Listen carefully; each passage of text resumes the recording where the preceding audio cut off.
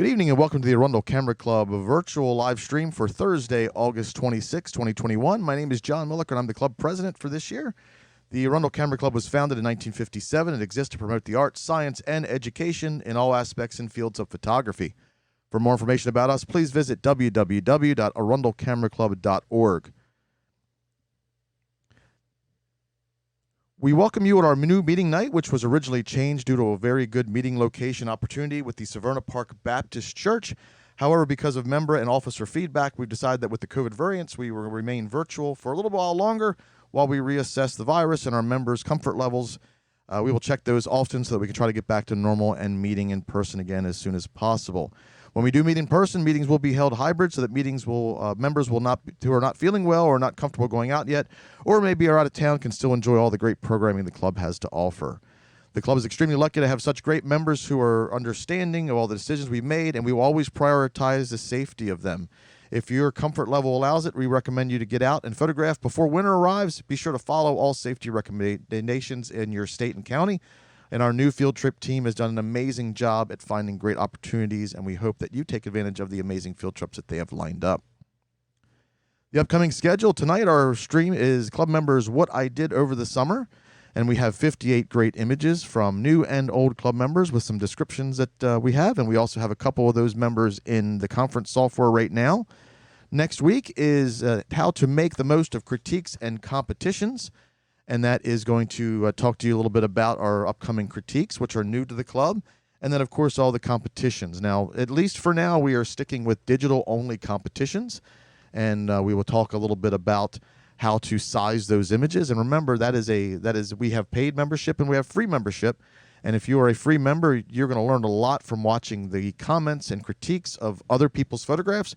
But you know what? If you get in your membership, if you convert to a paid member, which is $40 a year, you can submit your own images for critique, for contest, and for all the comments that come with that. Paid membership also gets you access to ribbons and awards and anything, all the points and all the good stuff at the end of the year. And that's probably my thought is the quickest way to get your photography up to speed, getting some nice critiques on your photos. On September 9th, we have a critique session led by Jerry Taylor. On September 16th, we have a program by David Trazo on Adobe Lightroom. And then September 23rd is the Digital Open Contest. And just keep an eye out for an email from Ron for the digital contest. That way you get your images in there in enough time. Tonight we have, let's bring up our Jitsi window. Tonight we have a fantastic panel of members, and as I said, we had 58 entries on what I did over the summer. And hello, everybody. We have some new faces, and I've seen a lot of new people join the club this year, and man, that is great. Great to have some new fresh faces. I'm going to start with and kind of be leaning on me. We haven't done any streaming in a while. I'm going to bring up, see if I can bring up the screen here. There we go, and make sure we have everybody still in here. View full screen. And we're going to go in an alphabetical order, and we asked you to send in some of your images. If we have somebody, if we have your images in and you are in our conference software, I'm going to bring you up and ask you to talk about your image. Otherwise, I'll read what you sent me or what you sent Christine. Christine is working tonight, so you guys get me. And then we'll keep going. And if anybody in the conference software has any critiques or thoughts or questions, go ahead and let me know. Just unmute your microphone and let me know. And if you're sitting here watching chat you're on Facebook live chat, and if you have any comments for that, I will try to keep an eye on all the windows. I'm running solo tonight. I'll try to keep an eye on all the windows and make sure we get all the comments in and out. Okay, our first photo. I'm on the wrong window. Our first photo is from Anthony Cusado. I hope I'm saying that right. Anthony, before I go into talking about your images, please see an email from Jackie and make sure you've got that email. And if you don't have an email from Jackie, our treasurer, make sure to check your spam folder. Anthony writes, as a small business owner, I'm sure everyone can imagine how stressful this year has been for all small business owners. To add a little more stress, I found out in February that I had stage 4 colon cancer. So leading up to the summer, my world was overwhelmed with medical and business problems. Trust me, more than the average person could handle. Thankfully, I owned a house in Ocean City, so when the good weather arrived, I used OC as my refuge. It started with the annual air show. My kids surprised me with tickets to the best seats on the beach. Then many mornings I woke up at 4 a.m. and went to Assateague Island for sunrise, mental and spiritual relaxation. That sounds good. I spent many days and hours photographing the ponies, sunrise, and other wildlife. Many times I would have an hour-long photo session with just me and the ponies, and it was fabulous. I'm looking forward to getting back often in the future. Well, Anthony, if you have a house out there in Ocean City, I just posted something to Facebook where Christine and I are going to do a little bit of astrophotography on Monday, September 6th. That's the night of Labor Day. And we're all of our club members are welcome to come out there and join us. We're going to start there at sunset, which is about 7:30, and then we're going to stay until we don't want to stay much longer. This is the first image from Anthony, and this is called Early Morning Buffet. It was low tide. I came up to these birds feasting by accident.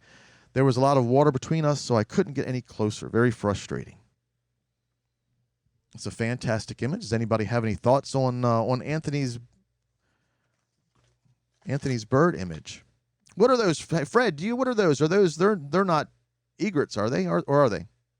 I believe they're egrets. Okay. Oh. There's one down in the corner. There's one there. I think it's a green herring is there, and then I see a couple.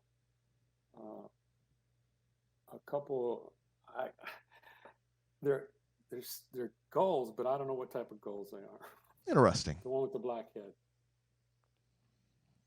Any other thoughts on Anthony's photo titled Early Morning Buffet? And if anybody has any thoughts on any images in the chat, we do run a little bit of a delay just because of how Facebook works. So if you talk about an image, try to bring up and remind me that the bird image, this is my comment on that, and that way I can read that and get back to that image on screen. Okay, next image. And we're going in alphabetical order by name. So this is Anthony as well. Morning silhouette. The ponies join me for the sunrise.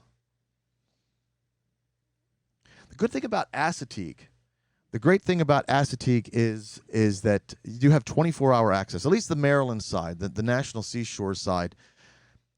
When we went a couple weeks ago for star photos, they pretty much said you want to have an annual pass so that you can come and go as you please. If there's no ranger at the gate, you can swipe your card and you can get in. So if you're ever going out and you want to do some late night stuff after the park closes, definitely get there a little bit early and get your weekly pass. But the thing is, the weekly pass is like $25, and an annual pass is $45. So it almost doesn't make sense to not just get the annual and then be able to get the swipey card and get in. Michelle over in chat says, Fred, talk louder. That might not be Fred, but we'll see if we can get him to talk louder anyway, Michelle. Yeah, I just answered her. Can you hear me now? Test 1, 2, 3. Yeah, actually, you're louder now. Okay, maybe because I turned up the volume and plus my headset. I just have it set down. I'll just hold it out like this. Yeah, I think this is a fantastic image, Anthony. 1, 2, 3, 4, 5. If I had any kind of criticism, I'll start off some critique. But you have a pony that's half cut off over there, and the eye likes odd numbers. So these 5 ponies in the middle crop off that half pony on the left-hand side, and I'm not entirely sure you've got the horizon level, but you know what? Maybe a little bit of bump in contrast. I think you've got a winner here. You absolutely have a winner here. Does anybody else have any thoughts on Anthony's ponies? John, this is a really nice image. I really like the silhouette of the horses and how they're spaced out. And I do agree that the horizon doesn't look like it's quite straight. So I'm not really sure. Go ahead, Julie. Really the image. Anthony, I think I see you over there in Facebook chat. If you can let me know what kind of photo software you're editing in, because if you're using, no matter what you use, if you're using Photoshop, you can use the measurement tool, which is really easy, and you can just draw one point from one end to the other, and then Photoshop will give you a kind of use this line to straighten, and then Lightroom has has those tools as well, and I'm sure that if you're using something different, somebody can chime in chat or in our panel here, and then we can kind of maybe give you a little bit of a hint on how you can do that if you're not really sure. Any other thoughts on Anthony's silhouette pony shots before we move on to the next one? John, I have to agree 100% with you, but I think it would be kind of hard to straighten it because then all of a sudden the horses won't be straight or something. I'm not too sure. But they do have something in Photoshop under, I imagine it's in Lightroom too, but under raw image, you can just hit the detail and it'll straighten it. It's got a straighten in there. It'll do it automatically and it will cause the picture to, if it has a bow in it, it'll straighten out the bow or it'll put a bow in it to make it straight. Gotcha. But there's a bunch of other ways to do it, but that's one way. Yeah, perspective and warp, and that's definitely an issue when you're taking an image kind of at an angle. You're not parallel to the shoreline and the horizon and the ponies that you get that issue with Fred.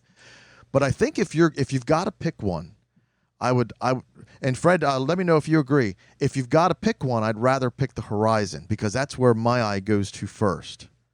So even if you have a little bit of a perspective issue, would you rather still see the horizon there, or would you rather see the horses? The horizon. The horizon one's got to be straight. Yeah.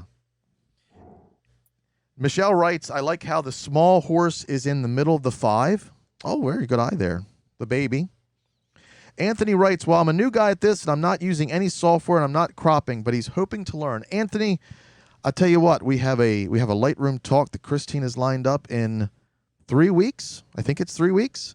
And I think you're going to learn a lot of good stuff. If not, you are now on the Facebook group. When you're ready to start your journey, post as many questions as you've got, and we've got so many amazing members that are here to help you out.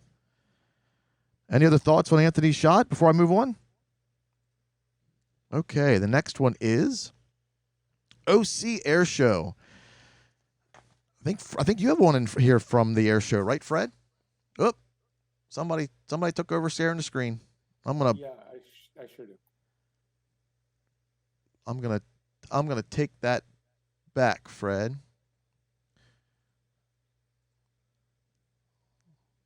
Can I do that? How are we doing? There we go. I got it back. This is OC Air Show, and we have a lot of people that are very familiar with that. I believe we have one image from Fred coming up as well. Let me see if I can get back to where I need to go. There we go. And that's of the Thunderbirds. And I think that's what they call their mirror pass. Any thoughts on this image here?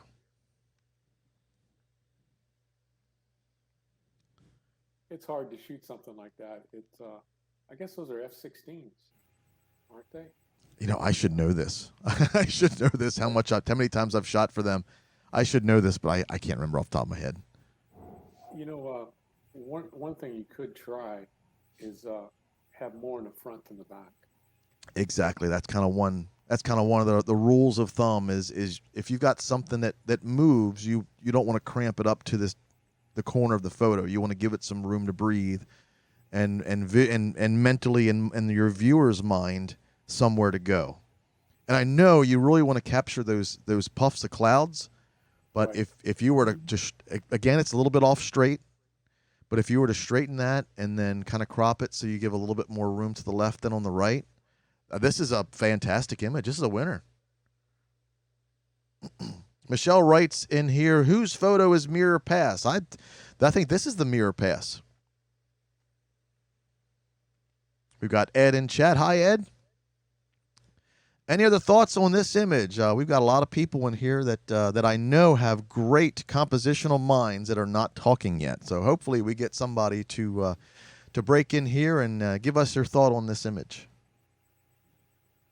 I agree with what I believe you said earlier, John, that this type of shot is very hard to catch. It is. It is. It's like, where was your location? Were you on the beach or someplace else to catch this image? And what was your shutter speed and all? But I do like the smoke coming out the back, but I do agree you need a little more space in the front. It's always hard. It's always hard picking between the front of the plane or the cool smoke from behind the plane. Absolutely, absolutely. And I'm looking at this one. I'm gonna see if I can zoom in. I mean, this is very sharp. You can read the words. So I wonder what. I don't have any information on the lens for Anthony's camera, but maybe Anthony in chat can let us know what he shot that with. And I'm bouncing back and forth every once in a while. Let me get back in there.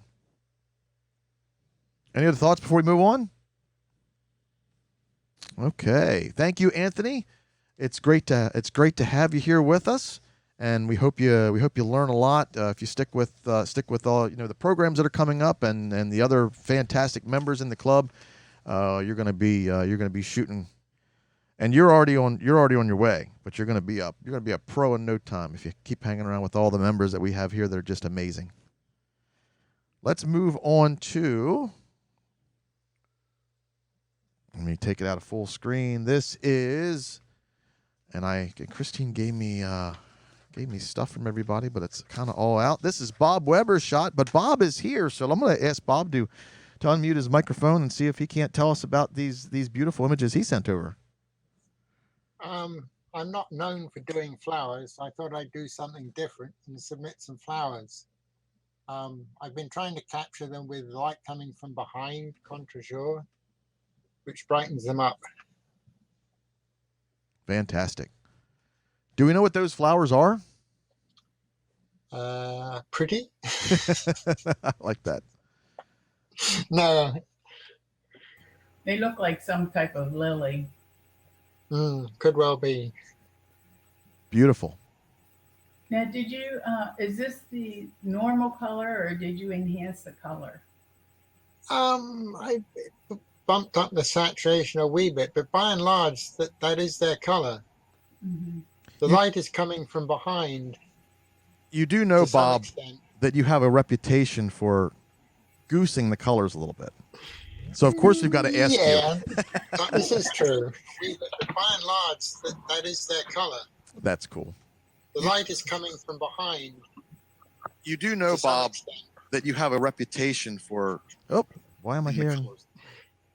I think somebody. I have no idea where that repeat of me came from, but okay. Yeah, no, I tried to behave myself this time. Beautiful backlighting. Did you photo these in full sunlight? Yeah, oh yeah, yeah. Okay, because I found that when I photograph my flowers in full sunlight, especially when they're this brilliant of a color, that they look like I've jacked up the color. Yeah. But they are beautiful flowers. Any other thoughts for Bob's flowers here? Yeah, I like how you got two. I mean, so used to flower shots as people getting one, so it's like cool to see something a little bit different. So I like how you got two there. I almost wish that you got the tops level instead of the bottom, but still, I like it. Maybe it might not work as well as I think it would, but just that. But yeah, I do like the shot.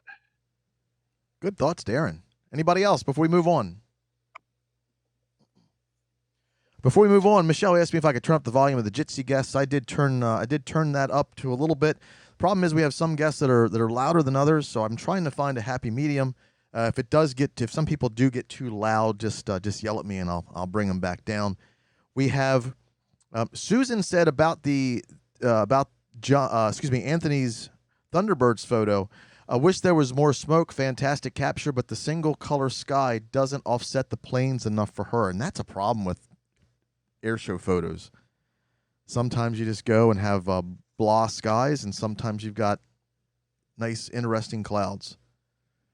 Anthony, I did ask Anthony what lens he was using, and he says he's using a Nikon D5200 with an 18 to 270 millimeter lens. Well, you're definitely squeezing some great shots out of that, Anthony. Let's move over to Bob's next image. Bob, can you go? Oh, this is beautiful. Can you go ahead and tell us a little bit about this one?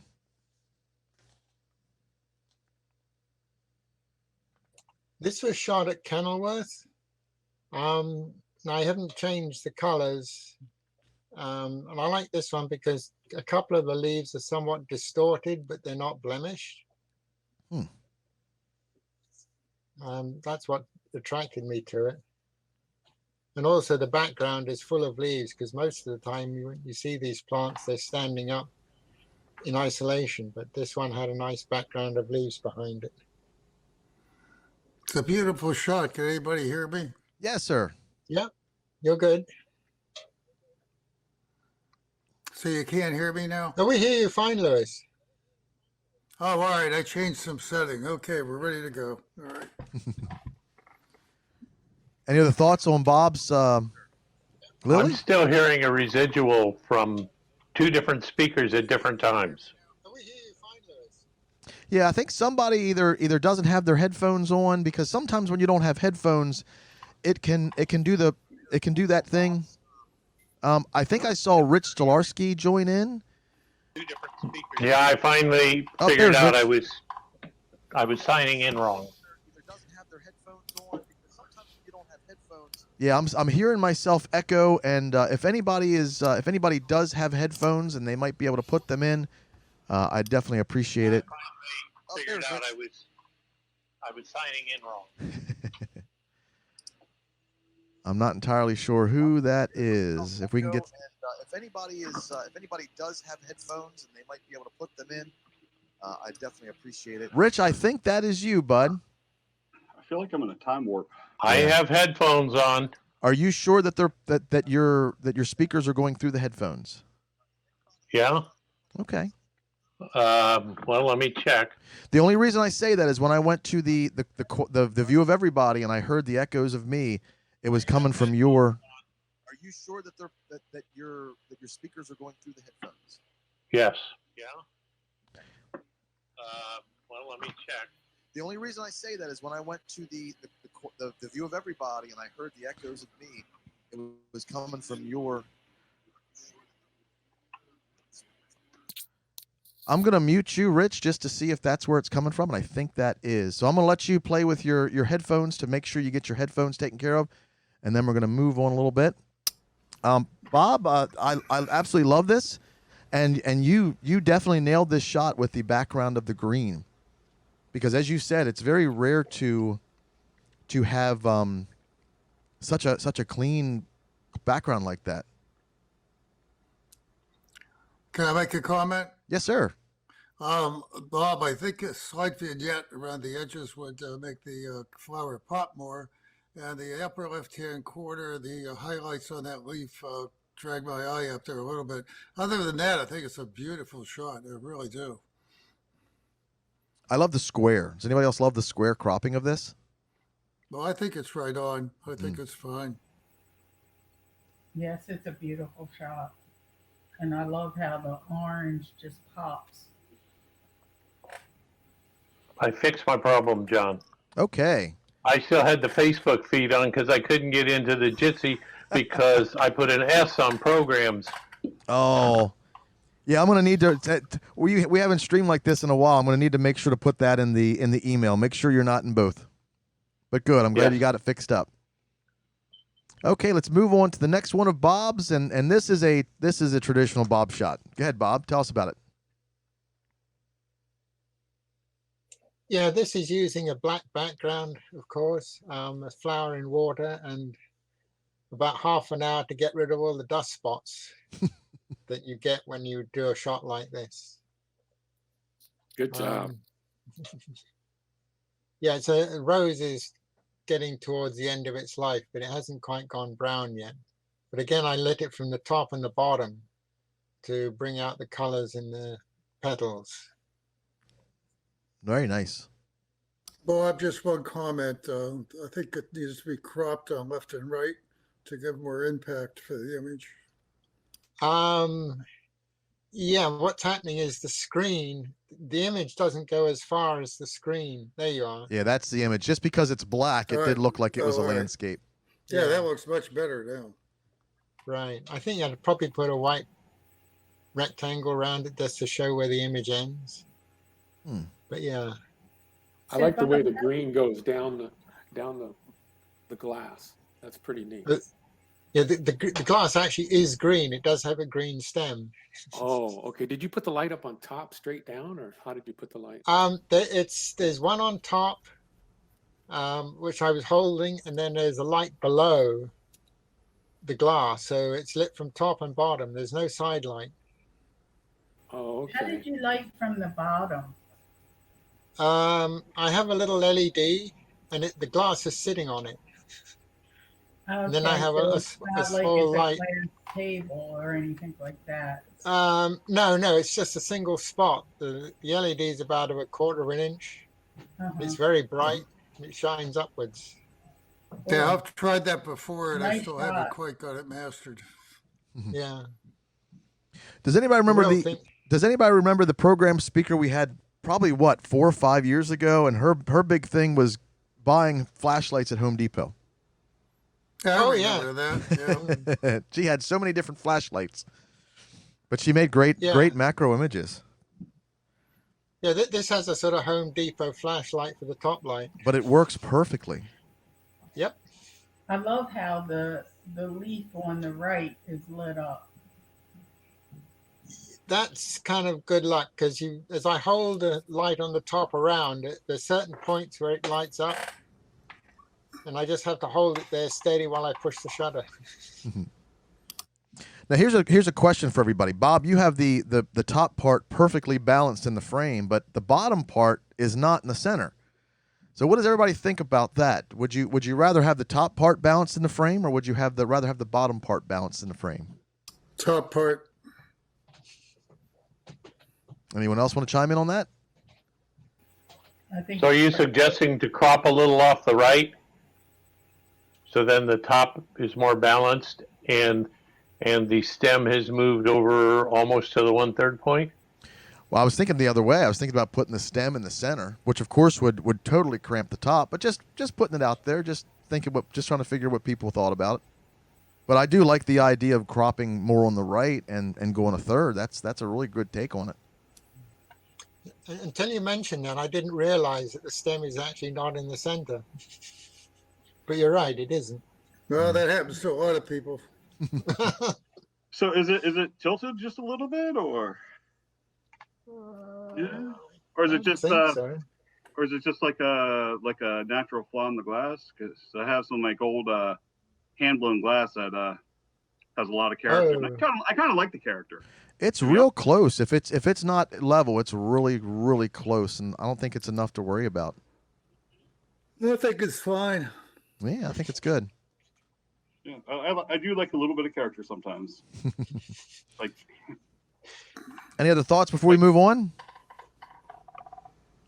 Bob, I want to say Paul in the chat says curious for you, try turning upside down, editing and having the water spray out like a shower head.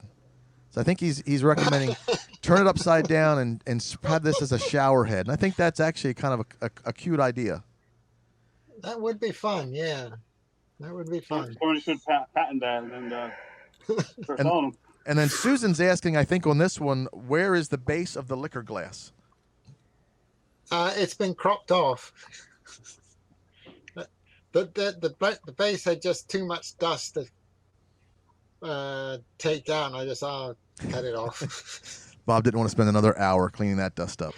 That's about the size of it. Thank you, Bob, for submitting these great images.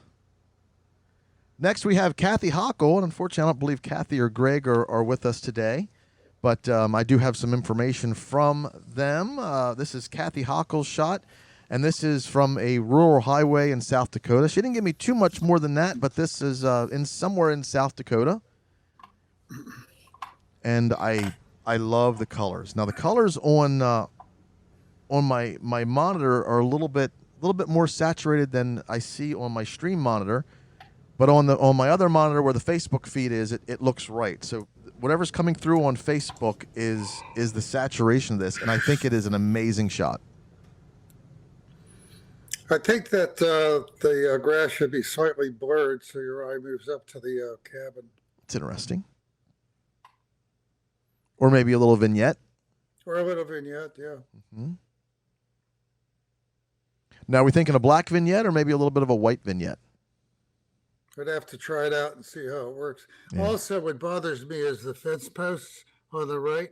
I would take those out. It'd be easy to do for sure. Yeah, with Photoshop.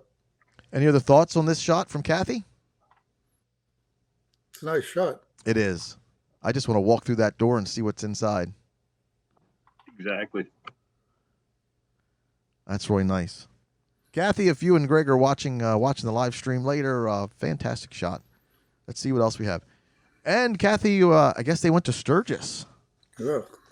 And they had gotten this shot here. And I think I have an email from Greg. They were able to socially distance and make sure that they were able to get there safely and get this shot. And it really shows. Wow, it really shows. That's a lot of bikes.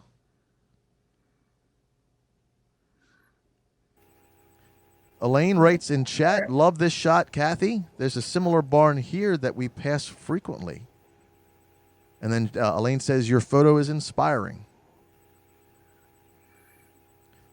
Any thoughts on Kathy's Sturgis shot? Go ahead, Julie.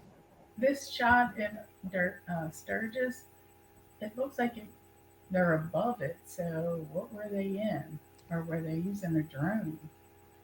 I'm not sure. Maybe, I don't know if there's I don't think the town's big enough to have an overpass, but yeah. I would think that the sky could either use a little graduated filter or substitute clouds that you shot and not got it off of line. I think the plain white sky kind of distracts for me, but either put a slight gradient up there or maybe put in a shot of clouds that you have shot yourself. Michelle just yelled at me for not having full screen. Sorry, Michelle. And Greg, I see Greg here. Greg, can you tell us how Kathy shot this? What were you guys on? And we only have 2 shots from Kathy, so we're going to move on. We're going to move on to the next one, but hopefully Greg can kind of give us some insight on this shot here. Okay, the next shot is Christine's shot. And we don't have Christine with us, so let me see if she's got some information here for me to read.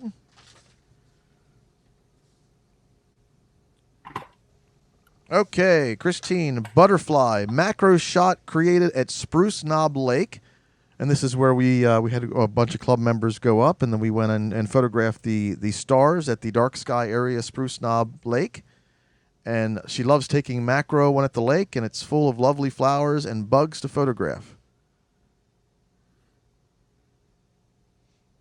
And I like it. Let me see where the focus is on that. I don't think I can focus it anymore, but the eyes look in focus to me. I like how sharp that the actual moth or butterfly, whatever it is, and that you can see it's, I guess that's where it's getting the nectar out of the flower. Mm-hmm. Does it bother anybody that just the eyes in focus? I think my eyes are just in focus, but I like the slant of the flower, so it's not real static. Yes, I like that it's got such shallow depth of field. That's a great shot. I actually haven't seen this one before from Christine. Good job, Chris. I'd be inclined to take out the extra little bug that's in the yellow part that's out of focus. I did see that, and then if you look up on the flowers, there's like something sitting on top of that flower, the petal up top. Do you see it? Yeah, I see that now too. So a little bit of detail, and I mean this is perfect. Christine's really started to excel with her macro shots for sure. Have information from Greg and Kathy. Welcome, Kathy. Greg says they had a makeshift staircase, and Kathy writes they had a makeshift ladder. The sky was smoke filled from the California fires. Ooh. And Cheryl even says, smoky sky. And then Cheryl talks about Christine's shot. I'd clean up the petal on the center of the flower cone. Yes. But yeah, good shot, Christine. Very nice. Here's another shot from, is this Christine's? It sure is. I haven't seen these yet. Titled Ellicala Falls. And Christine writes, this year's shot of the falls that I liked best was a more distant shot. This also is taken during our trip. Wow. Where is that falls? Painting. This is called Ellicala Falls at Blackwater Falls State Park, I believe. I believe it's a state park. This And almost looks like a painting to me. it does, so I'm not really sure how she processed it. It kind of, It's beautiful. It's beautiful. right. It looks like maybe she overexposed it and tried to bring it back down. But I mean, she did a good job. The only thing that bothers me is the actual falls is on an angle. Yes. But that's a personal thing. I do agree with you there, Lewis. Any other thoughts on Christine's waterfall shot? Who was asking where it was? Was that you, Rich? Yes. Yes. These falls are, you've got Blackwater Falls, which is huge, and then you've got this Ellicala Falls, which you can view from over top the falls is a walkway. So she had cropped the walkway out, but you can actually take a little bit of a detour. You know, you want to be sure that you've got your hands free and you've got some nice hiking shoes, but you can go down to the bottom. And you ever see the falls shots where it's like a pool and it's like you do a long exposure and it just makes a swirl? Yeah. These falls have like 2 or 3 of those pools here. So it's definitely highly recommended, and this is very close to Spruce Knob and Seneca Rocks. Okay. So I definitely recommend putting that on your list of places to visit. Thank you. I think we're going to It's a have. lovely shot. Thank you, Bob. I'll pass that along to Christine. She might even be watching at this point. I'm not sure if she's out of work yet or not. Next shot is Skull at John Coffers. I've been working more with my Petsful lenses and use my free time at John Coffers to walk around and practice more with it. Now, what John Coffers is, he's also a tintype photographer like Christine and I are, and there's a gathering of tintype and wet plate photographers every year. And John, he used to live in the modern world, and he used to work with a lot of photography. He gave it all up. He lives on a farm. He doesn't have any electricity. He doesn't have running water. And all he does is amazing photos, workshops for tintype photography, and he just tends his farm. And he's a very simple yet amazing and very informative man. But this is using her Petsful lens, which is very similar to the design of the 1860 lenses, but a company by the name of Lomography created this lens for a Nikon or a Canon mount. It looks like there's some swirl to it. If you look at the top left and over behind the right antler, it looks like it has some swirl to it. That is by design, Julie. That's what the Petsful lens was created by a mathematician named Joseph Petsful, and it was the first time we're using multiple glass elements in a lens barrel, and that was what it did. That bokeh on the outside has that kind of swirly feel to it. I mean, I really like it. It's not that it's a problem, but it was like, but the center is completely in focus to me. That's what she likes about that lens so much. Okay, Kathy says she chimes in about the Spruce Knob Lake area in West Virginia was amazing, and she was so happy she went. I hope she comes back again, and we're likely going to do it again next year, and we'll invite everybody. So this is kind of your warning now to get some camping gear set up, and we'll probably do another astrophotography trip there in next July. All right, let's move on. Whose shot is this? This is another new member. I don't believe he's with us in conference. I don't know if he's with us in chat, but Clarence Carvel. I hope I'm saying your name right, Clarence. And Clarence's great shot here. Let me see if I can get my information here. Clarence writes, these are 3 shots made at Blackwater National Wildlife Reserve over the last few months after not having been there for quite some time. And I think this one's called A Wing and a Prayer. He's got names for these. It's a great action shot of Osprey for sure. And I like how Clarence made sure not to crop anything. And if you look at the It's kind of close. It's close enough. Where the wing is, the negative space to the left of the wing is very close to the negative space on the right of the basket there. Hey, I see Clarence in chat. Welcome, Clarence. Any thoughts on this image for Clarence? I like the way he cut to the talons in a grasped motion. Yes. Very nice. Any other thoughts on this image for Clarence? This looks early.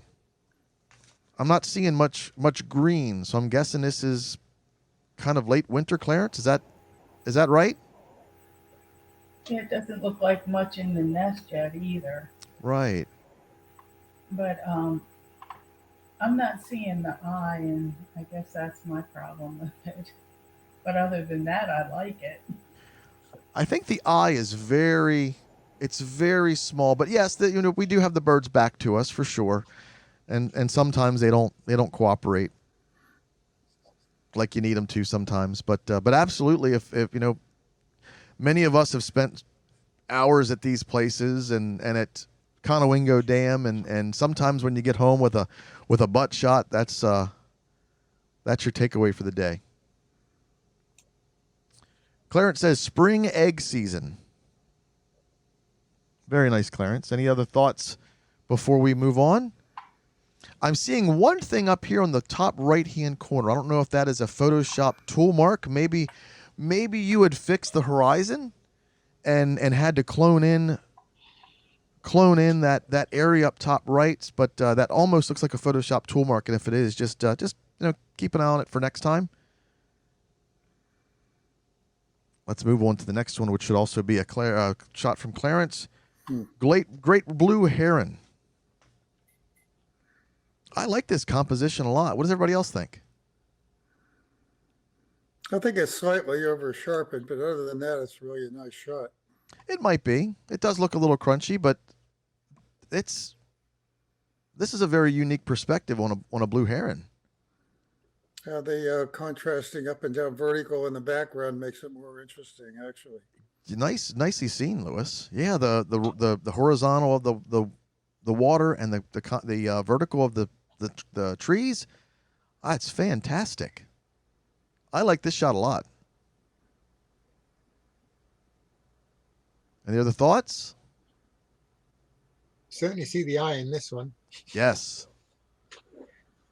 And you you could have lightened up the eye a little bit in Photoshop or in Lightroom, so you could see the details of the head a little bit more. Yeah, that's very nice. That's a very unique perspective.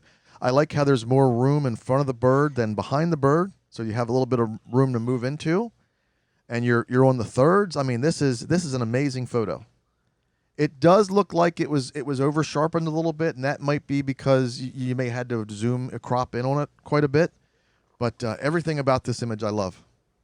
It's a nice shot. And I believe this is the last one from Clarence. Hooded. Can anybody help me with this name? Hooded merganser?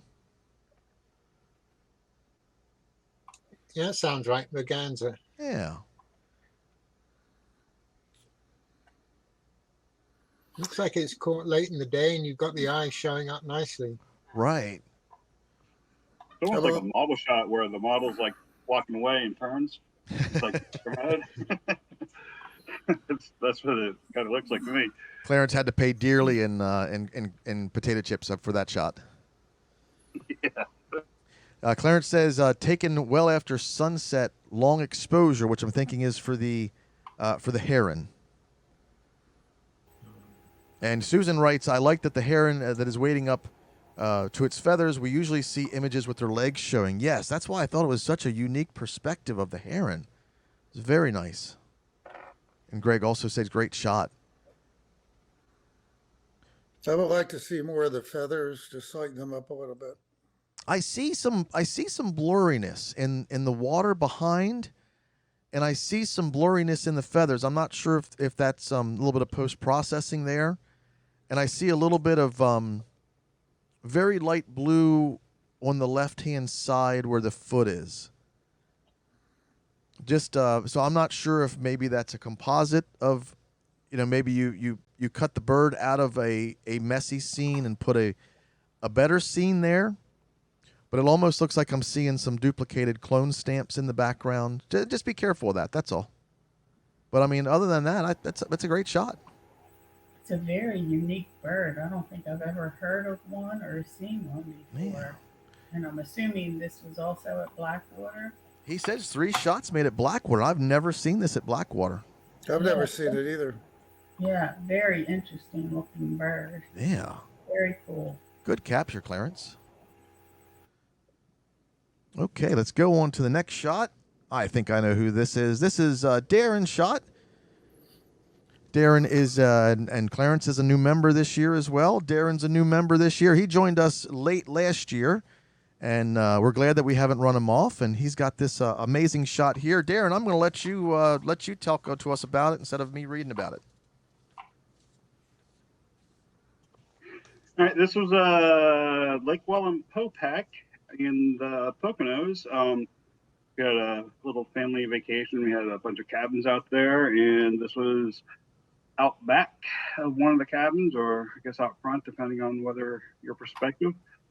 And we just had a little campfire, a little fire for the kids, and for them to cook some s'mores on. And yeah, it was a really great time. Lake Welland Popac is really scenic, like really nice lake. I think it's the largest man-made lake in the country. I like the effect of the smoke from the fireplace. Yeah, that's one of the reasons why I was having a difficult time between, like, the other two I really wanted to have on here, but I was having a hard time deciding between this one and another one, and then I decided, well, this is like what you did over the summer. I thought this was a little bit more expressive of what I was doing over the summer. Well, I like that the smoke is kind of glowing. Yeah. Well, that's the sun. I mean, you get the sun is so gorgeous out there. It really is, because it's like the lake's up in the mountain, so you get some really cool effect with the sun, especially when it starts going down behind the mountain. So, like, when it sets, it's like you see it setting below the mountain, not really setting below the curvature of the earth. But yeah, no, if you ever out in the Poconos, I highly recommend checking out some of the lakes there, especially Lake Welland Popac. Any other thoughts on Darren's image? Darren, I know we can't cut that tree on the left and the tree on the right down. Yeah, that was one of yeah, you're not allowed to cut them down. But the reason I bring that up is I see this twig on the right-hand side kind of sticking in there. Oh yeah. Oh. I didn't even notice that. Yep, just kind of keep an eye on your scene. And I almost would like to see a little bit more of the rocks of the campfire be a little bit more of a base of the image. But I mean, that's simple nitpicky stuff, because this is absolutely amazing. Michelle said in chat, beautiful sunset on the lake. And I got to say, I really love that little dandelion on the left-hand side, backlit by the sun. I think that's a nice little touch, because I probably would have taken it out, but I love that it's there. Yeah. I try not to do too much cropping, but yeah, I mean, it's. Well, I was talking about taking it out, as in probably step on the sucker, probably squish the sucker. But I'm glad that it's there. I like it. I like it a lot. Yeah. I think I what you really could like do. all the colors, and I like how the sun lit up the smoke. That makes it for a very interesting shot. Go ahead, Fred. I think it's a nice shot too. The only thing I would do is John mentioned that he wanted to see more rocks in the fire. What you could do is just turn up the shadows and then mask it. And I think it would really help it out. Yeah. Yeah, I need to step up my post-processing game. Lewis, did you have a comment? I think that it needs to be cropped on the top a little bit. My eyes, this is just me, but my eyes go to the brighter sky. I think if the top is cropped down slightly more, your eye would be more on the boat than on the fire, that kind of stuff. Darren, do you mind if I crop it real quick? Yeah, good. Lewis I has agree that's a good idea. That I'd take almost a third of it off because the subject is the sunset, the smoke, and all of that, and the Yeah. trees in the sky at the top are Distracting. distracting. Yes. because as Lewis mentioned, you have the horizon right in the middle. But if we take this down, you're going to see the thirds come into play. You're going to see the thirds go to the horizon and also Yeah. the shoreline. Oh, that's much better, actually. And that is a Yes. much stronger image, yes. Yeah. But either way, that is well, a beautiful shot. Yeah, that was great. I was actually trying. I was really trying to get as much of the trees as I could, but and then I couldn't get them all. So I was like, oh well. It's a struggle But sometimes. yeah. I guess since if I couldn't get what I wanted, I probably should have looked a little bit more, like looked for a different angle. It's definitely yeah, a no, I struggle agree. trying to pick if you want a foreground or if you want the below the horizon or above the horizon in your greater thirds. Yeah. Maybe I was trying to get too much of it. But very nice shot, Darren, and that There's warmth two- is great. Go ahead, Julie. Those two taller trees would have framed the actual essence of the picture as well, with the cropping. I think there's another picture in this picture. If it was cropped all the way down to the boat, brought the rocks and the fire up a little bit, and the fire actually could be in that pretty smoke might make a really nice modified macro. Kind of thinking like that. Mm-hmm. Yeah, maybe over to the right a little bit. Yeah. Yeah. But but lighten up the fireplace so that's more the where the eye would go versus looking at the boat. And I like that a lot. I like that it's cut that way instead of. It's kind of one of those things where you And either the want to boat see is less or framed more. also. Mm-hmm. The boat is also framed. That is very nice. Good eye, Lewis. Let's go over to the next image here. Another nice shot from Darren. Go ahead and tell us about this one, bud. Yeah, this was that same boat, different day. I think this was like on the first night I was out there, and just trying to get what I could, just what I could get. It was really tricky about placement on that boat because of everything else that was there. I mean, I guess I could have pulled some stuff out, but framing was overall pretty. Was that your It pier was- that you were running? I'm sorry. Was that your pier? Did you have access to that pier? We used the one next door. So this boat was actually the place that, since we were renting, we rented like 3 cabins. We needed like 3 cabins, and I think we actually had 4. But so that cabin there was actually somebody's. She is a real estate agent, but she doesn't normally rent that one out. So that's her personal boat, so that we could go on it, but she didn't want us taking it out. My brother-in-law did rent a boat for the week, so it was actually more fancy than that one. Had a little slide and everything, so for the kids to have a whole bunch of fun on. And that one was next door, so yeah, there was like 3 cabins, like 2 cabins next door, and then one few cabins down. So, but the reason the sun out there is just so gorgeous on that.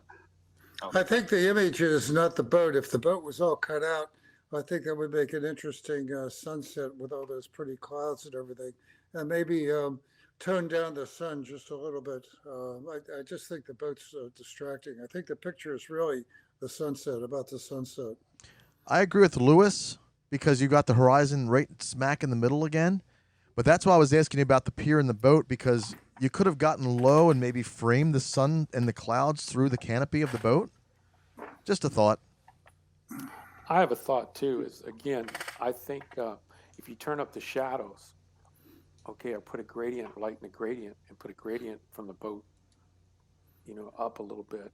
But if you bring out the shadows, bring up the shadows, those trees and everything, then take the sun and bring it down just a taste. Hmm. Just an idea. Yeah. Any other thoughts before we move on? I like the way the clouds appear to be loaves of bread.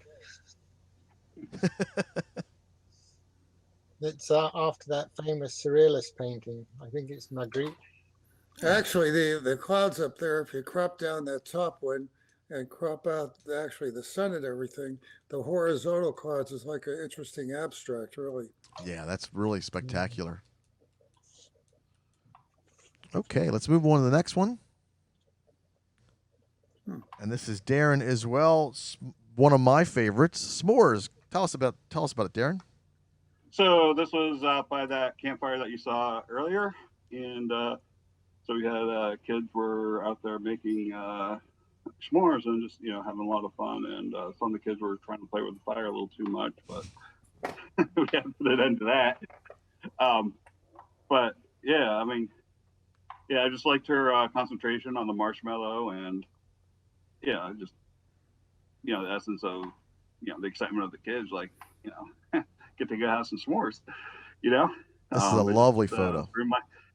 Yeah, it just reminds me of when like when I was a kid. That I think the face says a lot because he's concentrating, just not kind of looking at it. yeah, It's she's nice. trying to make the perfect s'more. It's nice how the sunlight lights her hair to frame her face. Yeah. Very nice, Yeah, that's Darren. one of the reason why. That's one of the reason why I decided why I wanted to share this, because I really did like that too, like the sunlight. Great shot, Darren. Any other comments? Okay, let's move on to see who's next. Doug Wood. Do we have Doug Wood in the chat? I haven't seen Doug, but I will pull up Doug's information. And Doug says, he actually says, I will miss the meeting as I will still be doing this summer. I'll be backpacking in Kings Canyon National Park. Lucky. Image number, let's see, what image is this? I think this is image number 1, a photo shoot around Raleigh with an out-of-town friend. This shot is from the American Tobacco campus. I like all the diagonal lines. Oh, it says Lucky Strike. Lucky Strike on the tower there, on the smokestack there. The sky looks nice. Yeah, absolutely.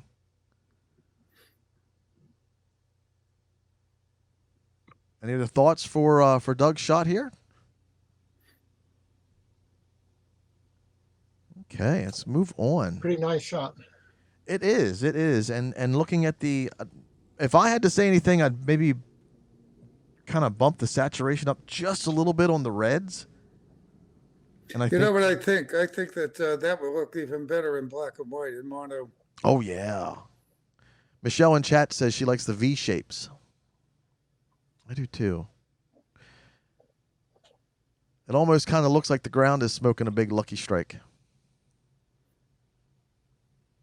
Interesting. Good shot, Doug. Let's see what the next shot is. Trying to make sure I get the right description here for him. What is this? This is number 2 that he writes, a road trip to Shenandoah National Park with my wife and friends. This shot is from White Oak Canyon, one of 4 falls along a 5.5-mile descent into the canyon.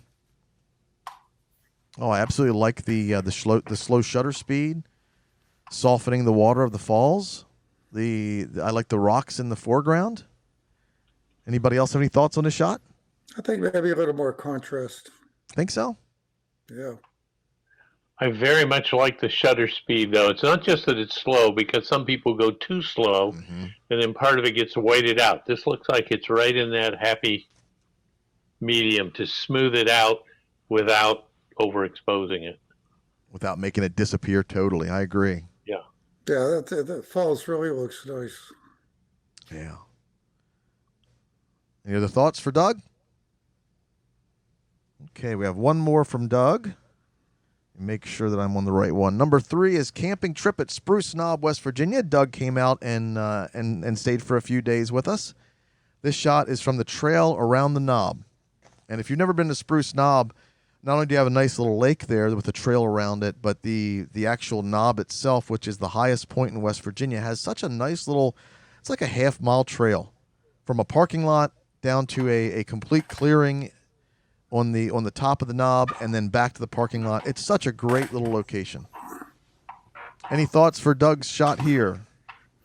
I'm getting a little bit sticky on the leaf. There's a black spot. Maybe clone that out. Probably for me anyway, I would crop it in just a little bit more so the eye kind of moves up to the leaf. Or maybe rotate it? I would crop both the left and the right significantly. Yeah, right. Because they're out of focus and you really want that leaf. I'd actually put it into a vertical with just the red part, with the green background. I think the background kind of gains too much of your attention when you want to look at that in focus red leaf, which is really cool. No, I don't know about switching it over though. I think that will kind of fun because you got the vertical stem coming up. Anyway, whatever works for you. Maybe it would be better portrait, and then that bottom part with all that dark cut off would be a better layout. It's still a nice picture, still, I think that can be cropped on the left and the right. Yeah, I'm seeing a little bit of tool marks around the leaf as well. I'm not sure what that is. Maybe he went around and darkened it, but I'm seeing a little bit of kind of rim lighting around the leaf. So I'm thinking maybe I don't even see it. Maybe he masked it out. Yeah, I don't know if I can. Oh, around the out of focus leaf, I see it. Yeah. Right, and also up here as well. So I think maybe he masked it out and then darkened everything else. It's very interesting subject and worth fiddling with and finding maybe more than one picture. Yeah, absolutely. Absolutely. Susan writes, makes a change to have a leaf as the subject and not a flower. She likes it. Absolutely. It is interesting. We always usually pick flowers and not leaves. Oh, I shoot a lot of leaves. Very nice, Doug. Very nice. Let's go on to the next image. Let's see who this is. This is Ed. I don't think we have Ed in the conference, but we do have Ed in the Facebook chat, I believe. Let me see if I can't get Ed's comments on these shots here. Make sure I'm on the right one. This is called Butterfly Summer Surprise. And Ed writes, while riding my bike, I stopped to say hello to my next door neighbor. She told me to get my camera as there were butterflies around her flowers. I did and got this photo. It's a nice shot. I think maybe you might, of course, if that's the way it really looked, that's fine. But maybe a little more they can pop. It's very rare to get them with the wings with the wings out. Yeah, the butterflies drive you crazy. Any other thoughts on this shot for Ed? Yeah, it's real hard to shoot that type of butterfly because it's got some hair or something, and it makes it look not real sharp. But yes, that's just but notice the antennas. At least one antenna is extremely sharp. Oh yeah. What I'm saying is the butterfly, the way it's made, the way God made it, it's kind of out of focus when you look at it, but not the camera. Yeah, I've taken a couple shots like that. And I'm going, what's going on here? They say that about Bigfoot too, Fred. It's not the problem that we have out of focus photos of Bigfoot. He's just naturally out of focus. Yeah, the butterflies are really tough. They are. As and hopefully next year we'll have what is the gardens with the butterfly house? I can't think of the name right now. Is it Brookside Gardens? Yes. Brookside Gardens, and they usually do a nice butterfly exhibit, and because of the thing, I don't think they did it again this year. Hopefully we'll have it again next year because I know a lot of our members go out there and get great shots there too. Great shot, Ed. Let's move on to the next shot. Patapsco Park summer visit. My wife and I often visit Patapsco Park and cross the swinging bridge. Here's a photo to capture the event this summer. It was so enjoyable to walk along the river. That's Cascade Falls section of Patapsco, isn't it? I think it is. Yes, it is. It's right at the foot where you go up to Cascade Falls. Right. That's such a nice hike there. And such a great shot. She's ready to do her hike. If I had to say anything, it would be just to make sure your shot is level, and I would probably try to level it off the that cross beam with the bike sign up top. But I mean that's the only nitpick. I think it's a great shot. Any other information for Ed? Any other thoughts? I would take out that handbar on the left side, close that out. There you go. Yeah. And maybe shift the camera over. So, of course, that was probably a quick shot, and but otherwise, it's a nice shot. Yeah, Lewis has a very good point. If you bring the crop in, it'll put her on the left third, and it'll give her room to her, to our right for her to move into. So it'll be a much stronger compositional shot. Good thoughts, Lewis. Any other thoughts before we move on? Yeah, I have one. What you could do too is use a lens that's like a 1.8 or a 2.8 or something, where you'll cause the background to be out of focus. Mm-hmm. It'll bring her out of that. It'll bring her. It'll make her pop a little more. Yeah. Right. But they do have software now that does that. So. Yeah, I was going to say you could just do it in Photoshop or Lightroom. Good shot, Ed. Good shot, Ed. See what's next. Oh, that's pretty. Oh, this is, we have one more shot for Ed. Vacation, August 2021. Rented a condo on the bay with a great view. Love to see the sunset. Here is a photo that captures the sunset. I definitely would crop out that foreground. With the bird on it? What bird? I don't see any bird. There's a bird down there. It's got to be. Well, anyway, crop out the bottom, and then I would follow the water wake to the boat. Yeah. But yeah, there's two sticks down here, and I think that's a bird on that one. Oh, all right. Well, you got better eyes than I have. But I love the fact that it's not just a sunset. You've got the jet skiers and the ripples. It really makes this image come to life. Yeah, nice colors. Nice colors. Anybody else have any thoughts for Ed's shot? Nice colors. I like it. Yeah. What a beautiful location, Ed. Thanks for sharing. Okay, I think I know who this is. There we go. Fred, go ahead and tell us about this shot. Yeah, this shot was taken at the Annapolis when they graduated, I think the day before, and they were flying over top of each other, and all I did is just crop in real tight. It looks a little noisy on my screen, but that's what it was. Fred, there's a way to bring those two closer together in Photoshop to crop out all of that space in between. I think that'd be more dynamic. It were us physically pulled closer together. Yeah, I agree with you, but I want to make it look real because they wouldn't get that close together. Well, whatever works for you, whatever works for you is fine. All right, I wanted to have some space in there because I thought about it, but the thing was, did, yeah.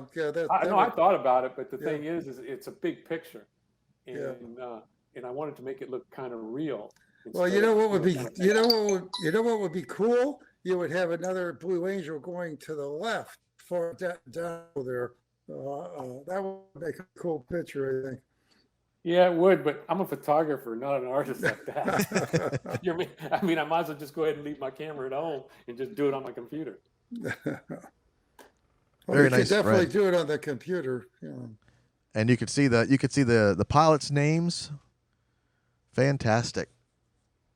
Any other thoughts for Fred?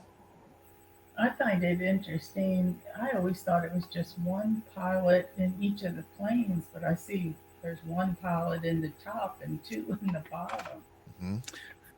Fred, in the lower right. He's a navigator. Fred, in the lower right, is that part of the plane or is it another plane passing him by? That's another plane. Oh, okay.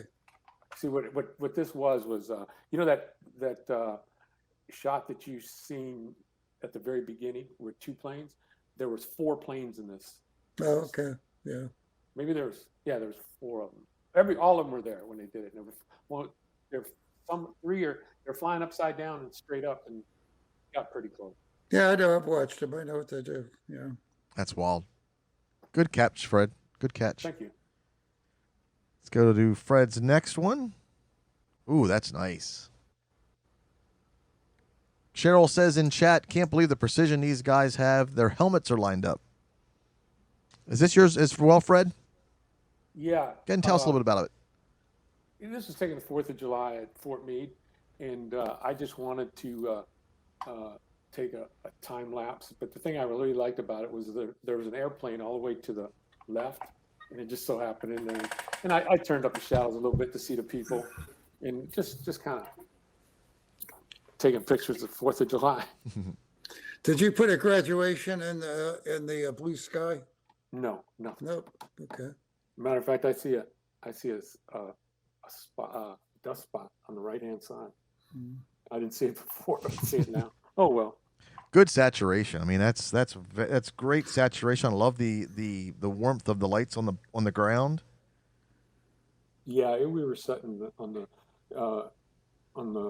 field, on the First Army field. You know, it's here at Fort Meade. That's like the main parade field. Any other shots? Any other thoughts for Fred's shot? Scott in chat. Actually, let's go. Michelle says the one on the bottom is a special rider for the day before event. She's talking about the Blue Angels. And Scott says first different picture of this group of military flyers that I've seen in many a year. And Scott's talking about your Blue Angels shot as well. Yeah, I hadn't shot those guys before. It just so happened they were in town. I guess they were here 2-3 days. And one day they were practicing, and then that day was, I guess, the real McCoy. In the practice one, I liked it better because it was a lot cooler. JC was there too, and so was Kathy Hockle and her husband. Nice. And here's another Fred's third shot. Moon. Tell us a little bit about that, bud. Well, I was sitting on my deck, and I zoomed in a whole bunch, cropped in a whole bunch, and it was taken with a 200 to 600 on a crop sensor, so I had 900. And then I cropped it in on a 24 megapixel camera. That's about it. I mean, everybody takes a picture of the full moon, and I've taken bunches of them, but I just like it, just ever so slightly, Yeah. That's a nice shot of the moon. I like it. Thank you. Very nice, Fred. Any other thoughts for Fred's shot? Well, you can make out all the craters and stuff pretty clearly. That's what's this actually makes it interesting. You can look at all these details of the moon, and the lighting is nice. Yeah, I like it where where you got the shadow from the, it's not a full moon.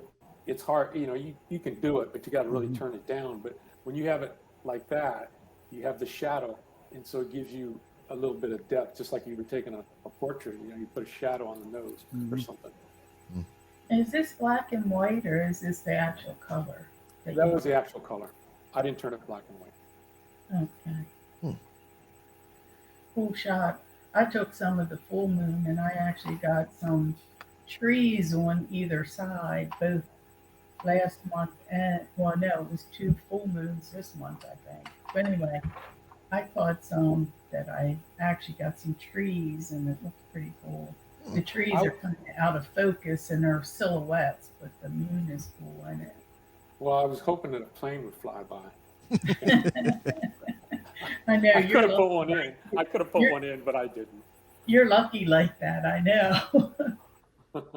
Michelle's in chat. One night, it was a full moon, and we went over to one of these industrial parks, and it was an empty industrial park. And I remember running up and down this parking lot, trying to get a darn airplane in front of the moon, and I never could get one. You actually got one, Fred, though, didn't you? Yeah, I got 2 or 3 of them. Wow. I remember you did it. You got one like 2 years ago, and I was so jealous. Well, what happens is you have that thing on rock and roll, and with a I think I used a full frame then. But anyway, with that one, is when you're using a zoom lens, if your object you're going after is pretty far away, then the object behind it is even bigger yet. Mm-hmm. That's what causes that. So if you get a plane, if you can get a plane in there, you can make that background look like huge. Yeah. It happens a lot in the photo. Go ahead. I'm sorry. Instead of a plane, I would have been more impressed if you could get one of a witch on a broomstick. Yeah, but then they would have known I faked it. Yeah. If I had a plane, I could have BS it and said, yeah, it was there. Susan asked Fred, did you have to fight with ambient light from your house or your neighbors' houses to get this shot? No, none. Hang on just a minute. Let me get this. Hang on just a second. Okay. Hang on. Don't go nowhere. Okay, we'll stay here. Michelle writes to my story, it was a crazy night running in that parking lot. But as Fred said, you have what's called background compression, and that's how you can get some really, really cool shots. No, I didn't have any problems with ambient light, because what's happening is I'm using I'm using 900 millimeter. If you know it's 200 to 600, and then with the crop sensor 1.5, it's giving you 900. You put on the lens itself, it's got a hood, so anything that's coming around is not going to do it, and you're aimed right at that thing. The only problem that you really have is a color balance. Sometimes, like when you get in there, it'll look like it's orange, and that could be because of the sky or something of that nature. You know, and I'll cut that back a little bit, but you know, it just depends how how it looks. Very nice, Fred. Thanks for submitting those. You're quite welcome. Who's next? Greg Hockel. Do we have Greg still in the chat? Greg writes that this is Badlands, and I think this is Badlands National Park. They always go to such cool places. Let's see, do I have Greg's thing? Greg, are you still in chat? But Kathy's been playing around with infrared, and Greg put an infrared filter on his camera and got this. And you don't need to have a converted camera to shoot infrared. You can put an infrared filter on the front. The problem is you've got a infrared lens filter on the front that is only letting in infrared, and you've got a filter on the front of your sensor, which is an infrared cut filter. It's a hot filter that filters out infrared. So a normal shot's going to take several seconds, and as long as you have nothing moving, like foliage, you can still shoot infrared with a camera that has not been converted. But very nice shot, Greg. I love obviously with infrared, you're going to shoot it in black and white. But any thoughts on Greg's shot here at the Badlands? I think it's a pretty interesting shot. It just, as always, maybe a little bit more contrast. That's about it. Lewis is our contrast junkie. The clouds really look pretty. They do. Very nice. I like the composition a lot. Yeah, it's a pretty good shot.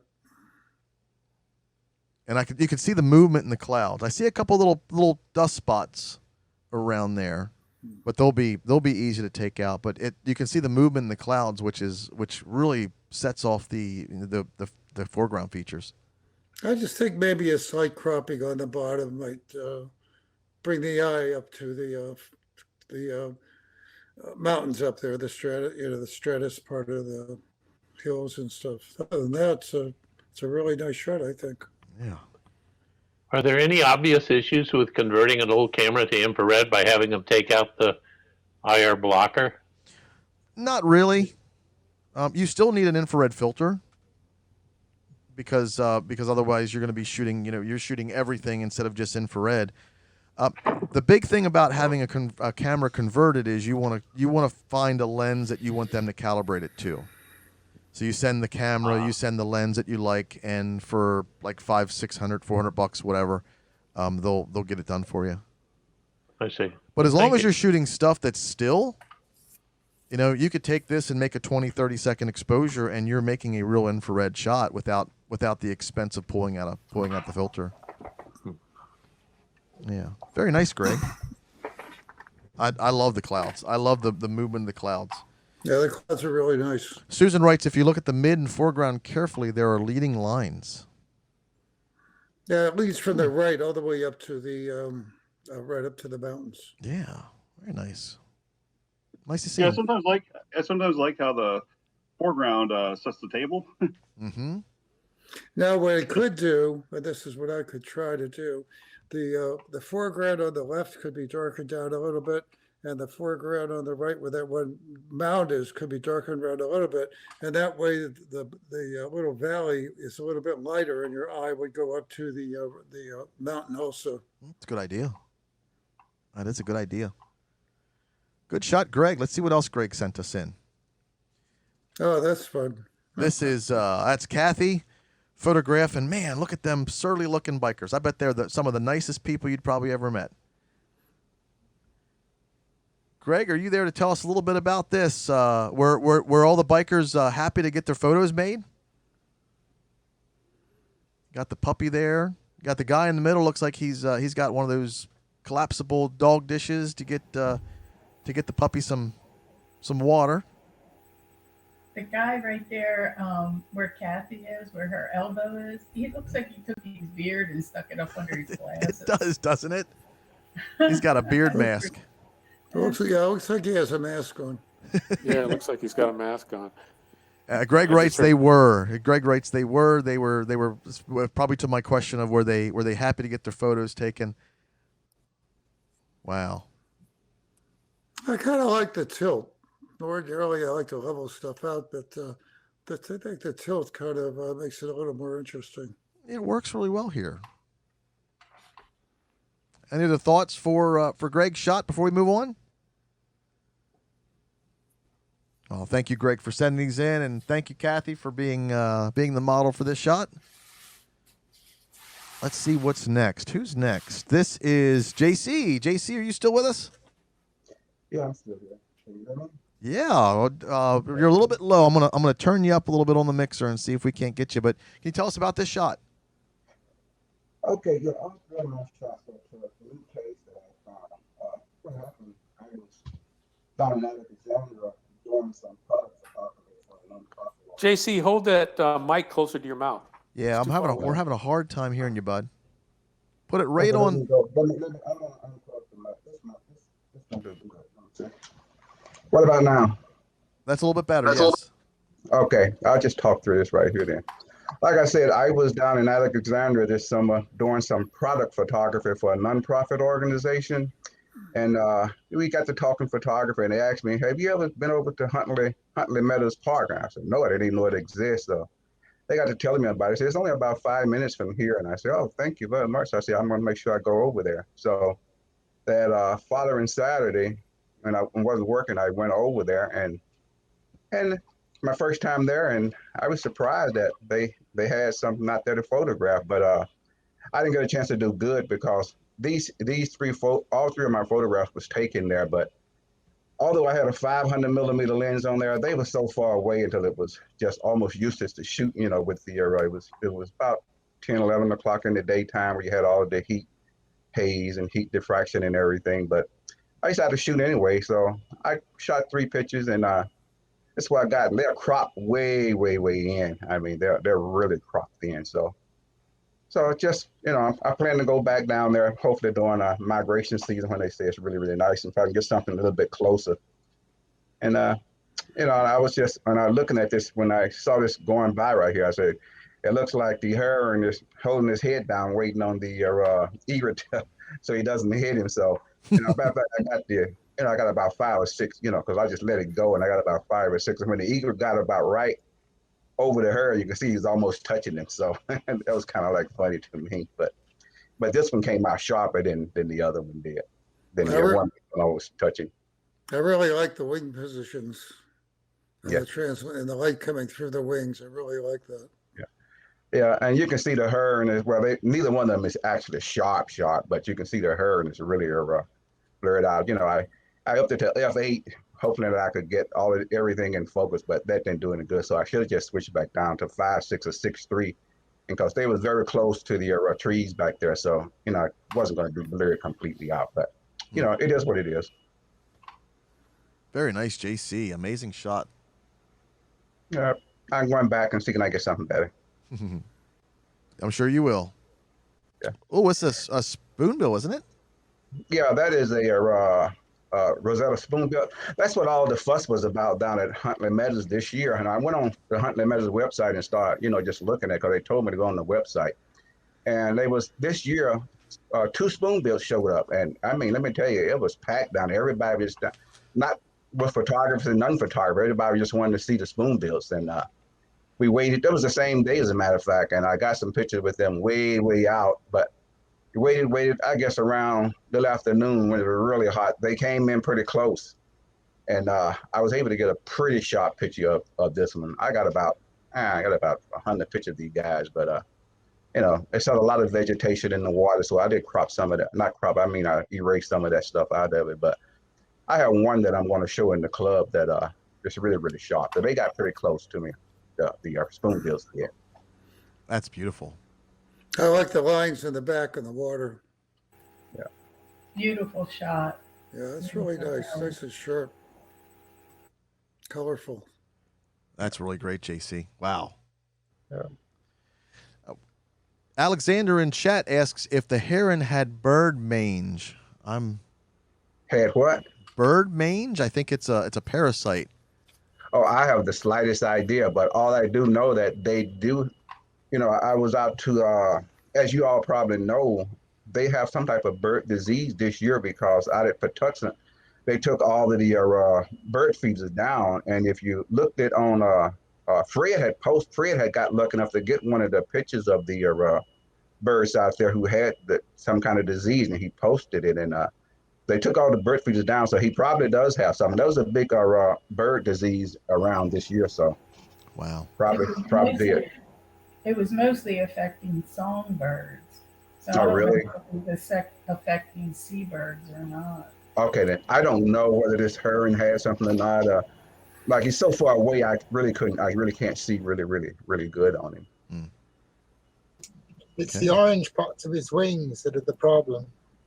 Oh, that right. A lot of herrings, every herring that I shot's got them on the wings like that. Yeah, That's their natural coloring. I'm not sure.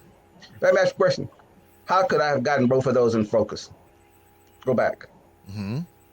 How would I have gotten both of those in focus? Take one picture of one. Take picture one, take a picture of the other, and then. Right. Yeah, I Get your know own that. background. I know that. Well, you could use a smaller aperture and then in the software, then blur out the back. Yeah, 5, 6. Yeah, I know the best way to do it is to take a picture of each one of them and then put them together. Right, I know that. You could slip each one $5, but yeah, your only bet for that is just stopping down. Yeah. Just take a picture of each one of them and then put them together. Right? I mean, you could stop down, but then of course your shutter speed and your ISO suffers, and you still might not get the enough depth of field to get them both. No, you're not right. Yeah, I tried a little bit. No, you're not, because I got a whole bunch of pictures of them flying around, and I just could not get it. You don't remember How far apart were they? You don't remember your shutter speed, do you? What shutter speed was I on that one? Yeah. Do you know? That one I was at 2,000. Oh, okay. That was shot at 2,000 f8, ISO 800, and I had to give it a plus third EV. Okay, cool. How close were they to each other? They was pretty close. I say if you would see the sequence that I have, when that heron got right up above that, when that egret got right above that heron, you could see they almost touching. Oh, okay. As a matter of fact, that was one of them that I got that it was so close, the heron like looked up at him and like flew out of the way also. Did you say you exposure compensated to the plus or to the minus? To the plus.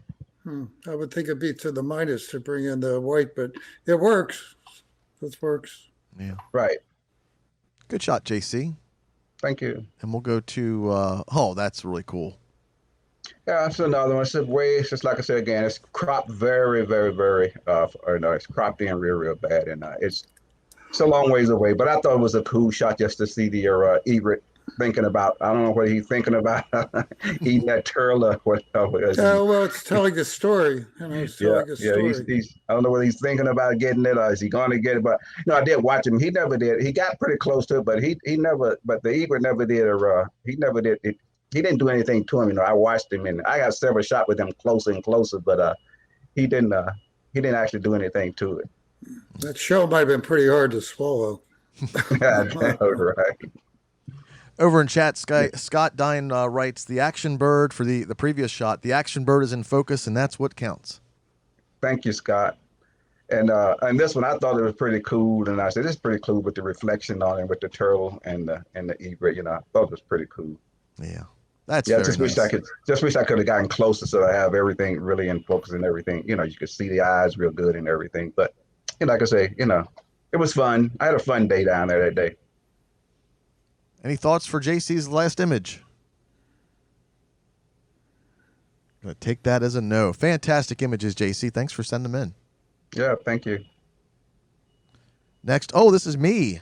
What we did over the summer, we thankfully had some events, and as many of you probably know, we work in the 1860s we work in all the photographic processes, but this is the 1860 tintype process, and these are our brand new lights. We bought these lights, the pack lights, right before COVID hit, and finally we had an event 2 weeks ago where we were able to use them. And we went to a steampunk festival where this gentleman here, his name is Gus, and he asked how the dome would look with the lights, and we said, well, there was only one way to find out, and this is the tintype we shot.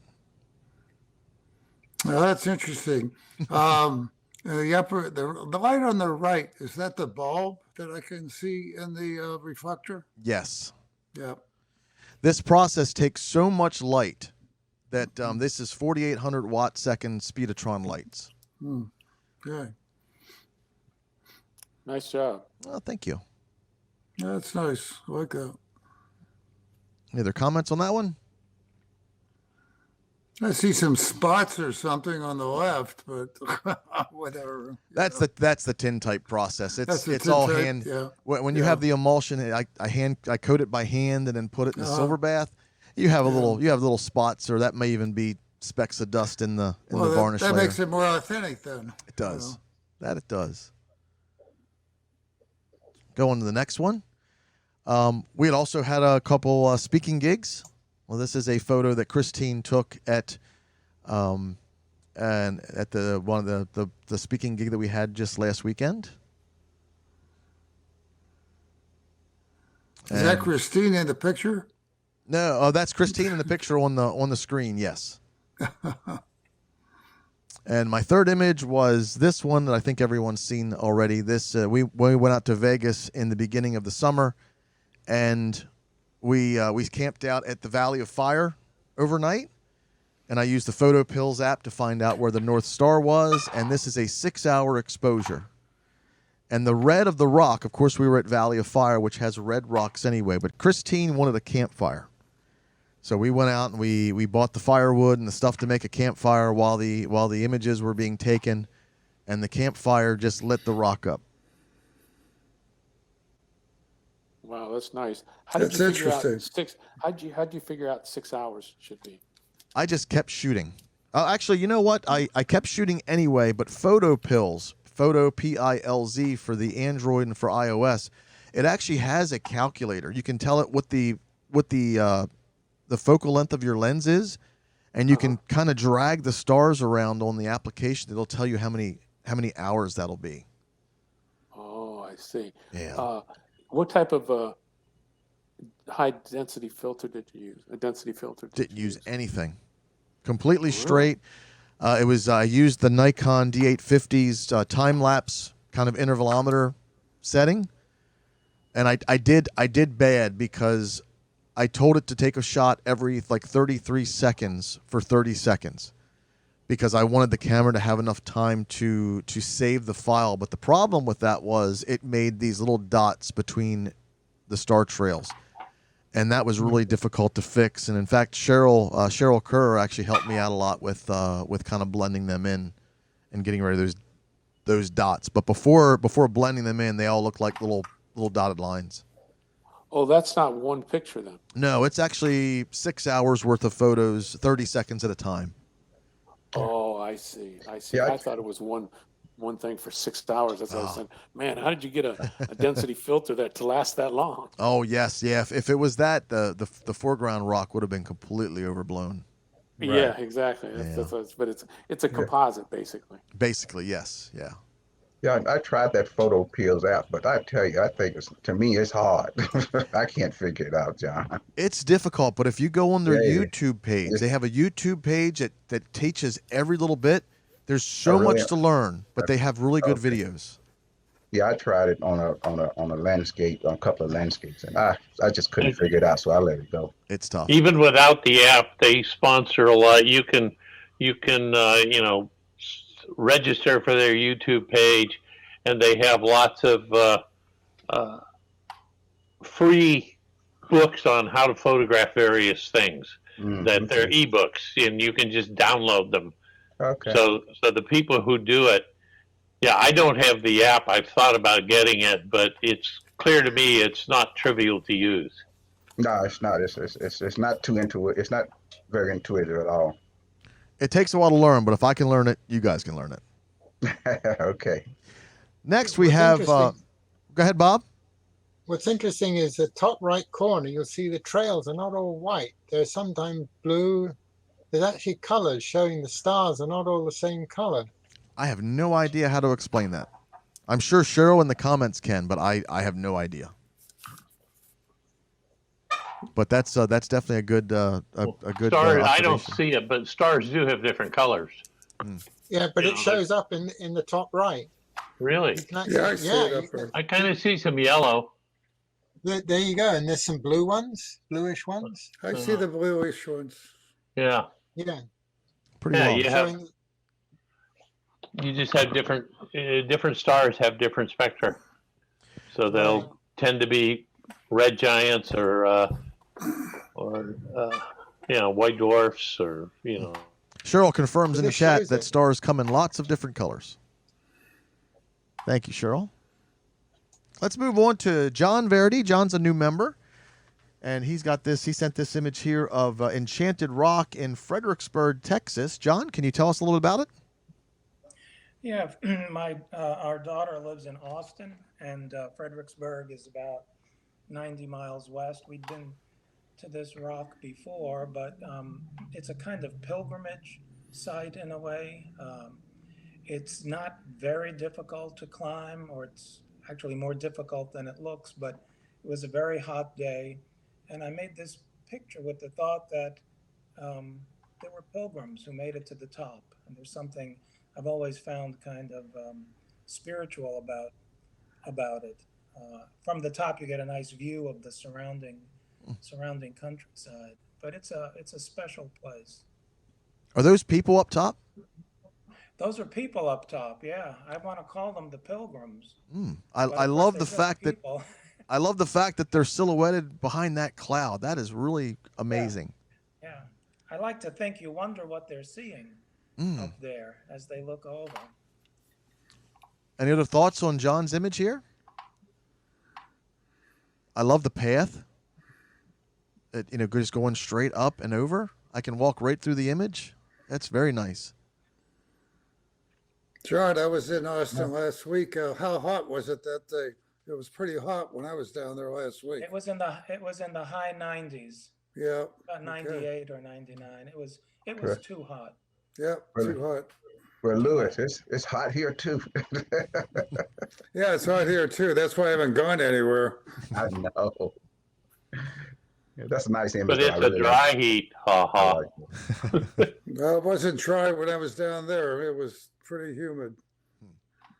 Good I shot. lived in Houston for a while, where it's really humid. Yeah. Not as hot though. Here's John's next image, Main Street, Annapolis. Can you tell us a little bit about this? Yeah, I was just downtown a couple of weeks ago, going out to lunch with a friend. I had my Canon PowerShot point and shoot, which I carry around, and just looking around, and I looked up and I noticed these three blues, parallel blues of the windows, the bricks, and then the sky. And I thought, gee, I'd never noticed that before. And so I just tried to center myself. I like the geometry of it and the color. That's very nice. I like that a lot. Anybody else with some thoughts on this one? John, next time you're down that way, try to do a vertical shot of the red window and the blue on top. See how that works out. Okay. Scott in chat says he went to school in Austin and it's hot and humid from May to October. Michelle writes, I like the old chimney that doesn't match the colors. I do. I like that it breaks everything up a little bit. My favorite part on that are all those little rust stains from the roof. Mm-hmm. I really like those a lot. Susan says the sky is the same color as the blue brick. Did you have to edit that to have them match? No.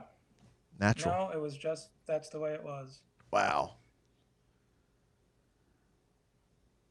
I think if maybe you could bring out the white clouds just slightly in the sky, it might be a little bit more impressive.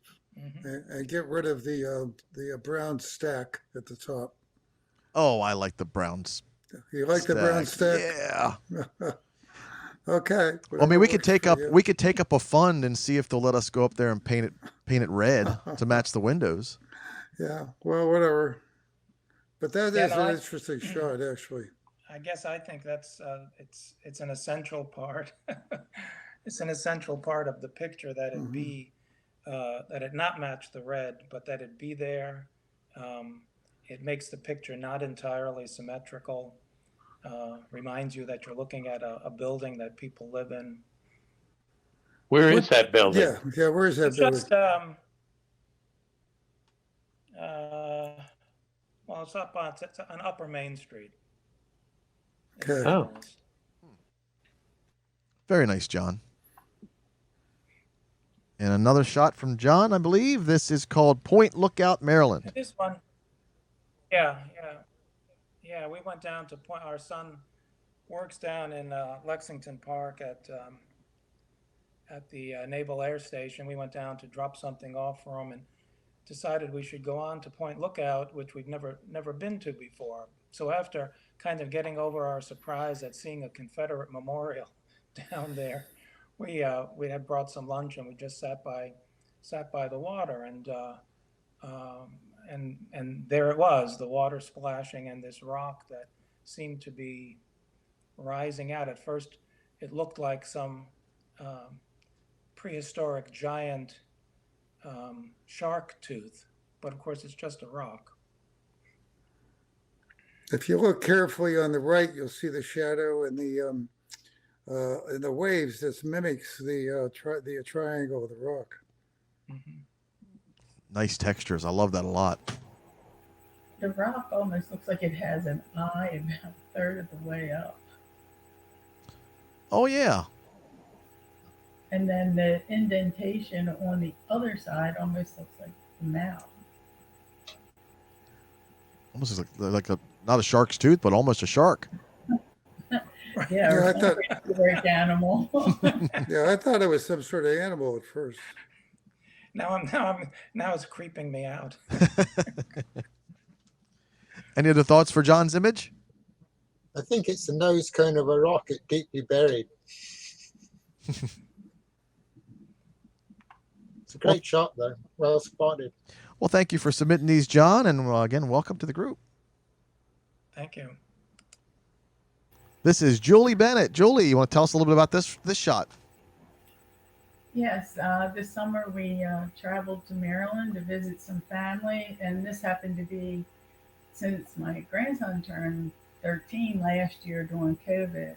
His mom gave him a 14th birthday party / 8th grade graduation, and his older brother took a cupcake and smashed it in his face. So I think I captured the essence of the smash at the perfect time. As you can see, the whole plate of cupcakes there on the right, they were all gone once the chase started, him chasing his older brother with the cupcakes. But luckily his mom, if you can see on the left, had made him his favorite cake, sour cream pound cake. So there was cake for everybody to have. Wow. Is that his It was a mom? really good time seeing family and visiting. Is that his mom on the left? No, on the left, that's one of my niece's daughters. Okay. His Well, second cousins. I would crop her out and bring down and just have pretty much the two faces, maybe a little more impact. Uh, just crop it on the left a little bit and crop on the top slightly and on the right. Yeah, I think it'd be more impact. I appreciate that. I did crop a lot on the left Mhm. because you really couldn't see anybody, but I thought the look on her face was interesting. That's why I left it in. But I Yeah, will try that. and Julie, I agree with you 100%. I like this picture here. I mean, it's not a picture to be, I don't know what you want to call it, to win contests and them, but it's a picture that tells the story. It's a nice family portrait, and I'm sitting up here laughing at it. Okay, so I like the whole picture. And I know we could go through everything and talk about. We could blur the background. We could crop her out. We could do some more cropping in here, but it just tells a beautiful story to me, and it's so much. It's just so happy, to see them this way.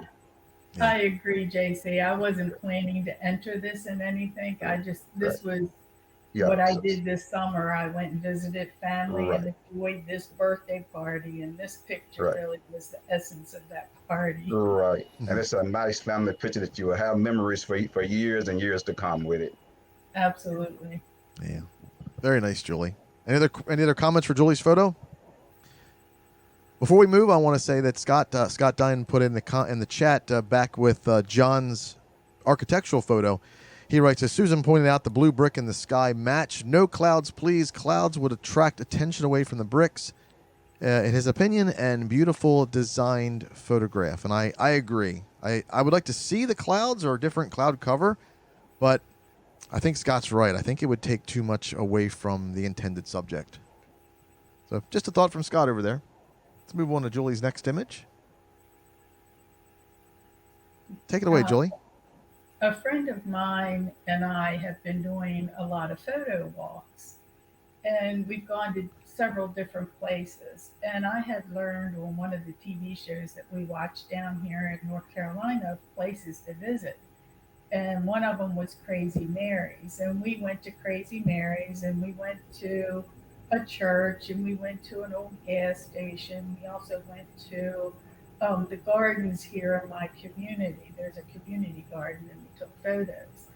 But the Crazy Mary's was totally different than what I saw on the TV show. And she makes houses and buildings using bottles, and not just beer and wine bottles, but she uses ketchup bottles and mustard bottles and all kinds of bottles.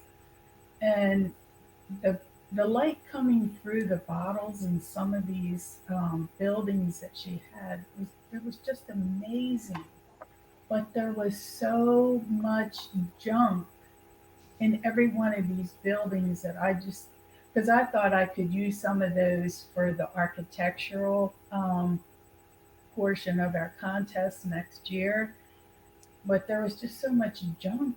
And this picture is only about a quarter of what the original photo was, because the stuff she had accumulated everywhere. And it's like, I guess for the TV show, she must have really cleaned the place up. But yeah, it was quite interesting going there. And it was starting to creep both of us out because how junk it was and how overgrown it was. And there were like, I don't know, a dozen or more buildings, and some of them you had to climb stairs, and we wouldn't even go up the stairs. So this was really just to talk about. I did some photo walks this summer, and this was one of the few that I could actually figure out how to use it a little bit for this presentation. Yes, That's great, Julie. I'm sure a It lot of is. us can spend hours in this place. yeah. I know my sister could. The woman not just did the bottle buildings, but she did, well, you can see the artwork in that window. She paints glass and does a lot of, the floors were completely painted, the ceilings were painted, the walls that weren't bottles she had painted. I mean, it was a very interesting place if it was only a little more cleaned up or organized. Because part of what was in this shot was a wetback. So anyway, that was what I did this summer, photo walks with a friend. Great. Julie. Any comments on this photo before we move on? Uh, It's one of those places you go, as what you say, trying to make sense out of chaos. Exactly. That's what it was. Chaos. And I think we have one more with Julie. Hummingbird juvenile male. Oh, wow. This summer, I learned a lot about the birds here in North Carolina. And I think we have so many birds that we have red-headed woodpeckers and yellow-bellied woodpeckers and hawks. And I had a lot of hawks that I took pictures of this year. And I had hawks that actually came after me. And one I thought was actually going to chase me into my house. But I really focused on the hummingbirds and learning about hummingbirds. And they're little quirky guys. We had this one who wouldn't allow anybody else at the feeder. He would sit up in the tree, and as soon as another hummingbird showed up, he would chase them off. And the way that I know that this is a male was he started out with just stripes on his throat, and I thought it was a female. But then when he started being so aggressive, that's when I learned that males are very territorial. Right. And his throat started turning red, as you can see by this triangle on his throat. But one of the things that I had learned was, put up more than one feeder. So I did. Well, that didn't really work either. We have 4 that show up, but this one guy chases off the other 3.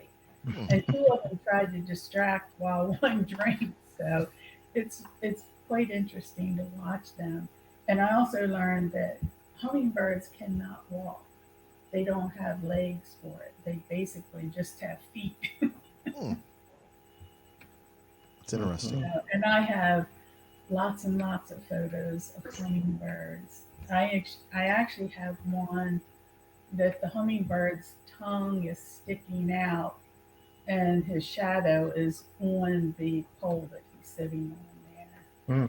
And I have one, and they love to come to the feeders in the rain. I'm not sure why, but they come in the rain. It's amazing. But I have one where a hummingbird's sitting in the bushes and his tongue is sticking out like he's trying to catch the rain on his tongue. That's cool. That's an amazing shot. Thank It is. you. That was I had to sit with my sliding glass door open and my camera, 400 millimeter, with the feeder just about 10 foot across the deck to get that shot. And then I still cropped it. Any other comments for Julie? Nice shot, Julie. Thank you. Thank you, Julie. Okay, next shot is Lewis with Blue Jay and Tree. Okay, well, this I spent most of the summer just in my yard taking pictures of birds. This guy was actually really far away. It's actually taken with 800 millimeter full frame on my crop sensor. Micro Four Thirds. So I was really surprised at how well he came out. So the camera has dual stabilization, and he was turned the right way, and it just worked out, And I didn't really modify him too much. I just boosted maybe the colors a little bit and cropped him a little bit, but it turned out to be a pretty good picture. Everything seemed to work out. He's framed up, and eye came out. I might have worked on the eye a little bit to make it a little bit brighter, but generally it came out to be a pretty good shot, I think. What a pose. Yeah, he looks like he posed for you, and I like the fact that his mouth is open. Yeah, his mouth is open, which is unusual, actually. Yeah. So that's pretty much the story on him, really. It was just a surprising lucky shot. Especially since he's sitting in a bush and you don't Oh have. no, actually, he was way up high in a tree. He wasn't in a bush. He was. Okay, but the fact that you don't have another leaf or branch or twig or whatever in front of him, because that happens to me a lot. So Yeah, he just happened to work out. And normally, I don't take shots of birds from the back, but he just turned his head the right way, and it worked out okay. I mean, I don't like the color as much. I think it kind of looks a little bit bland, but overall, I think it turned out quite well, considering the conditions and everything. Quite like the branch of 4 leaves in front of him, the way they fatten out. Yeah, well, that was the part. That was really the surprising thing. Is he's nice. He's framed really well. The background is blurred. He's kind of popping out. So it just turned out to be a pretty good shot, really. Yeah, good framing. I like it a lot. Yeah. Any other comments before we move on? Okay. Next shot. All right. Now this one is a long story, actually. I was at Lake Waterford. Went out there a couple times just to kind of like walk around, and my intent was to shoot some shots of ducks. Well, actually, this was a mistake. I hit my shutter when it was looking down at the grass, and I'm serious. And so I just kept looking at this thing, and I couldn't figure out what the heck to do with it. So I started playing around with Photoshop, and I happened to hit the twirl button, and I liked it, you know. So I boosted the colors a little bit, put a little vignette in there, and I have yet to really come up with a good name for it. It kind of reminds me of a black hole that's colored, but it's just an abstract image, which and I tried to get the eye to go around and just head to the center. So I might play with it a little bit more, but it was a nice surprise. I liked it. So two happy accidents. Yeah, it was an accident. It really was. Like a lot of my shots, actually. That's cool, Nice. Lewis. Nice. Okay, let's move on to the next one. This one, again, is a flower in my yard. The story on this was that I was working on a lot of tutorials in Photoshop, and so I came across High Key. And basically, it's a couple of layers, and with a mask, a white mask, and it's a couple of layers, hard to explain. But the whole thing just kind of worked out, and I like the pink on the left corner, and then the green of the center of the flower seemed to be the focal point up in the upper left-hand corner, and then there was still a little bit of pink in there overall, and it was just me experimenting and learning Photoshop, and this one seemed to have turned out really well. Very delicate. I love the tonality. Yeah, I mean, this one turned out well. There's other ones after this that were not anywhere near as successful. So it's just a case of just practicing and, figuring it out. But this one did turn out well. Have you tried making this one black and white, Lewis? That's a good idea. No, actually, I didn't. And I might try black and white to see how it looks. Yeah. Yeah. Any other comments for Lewis? Thank you for sending those in, Lewis. Next, we have Michelle. I believe I have information for Michelle. Let me check my paperwork.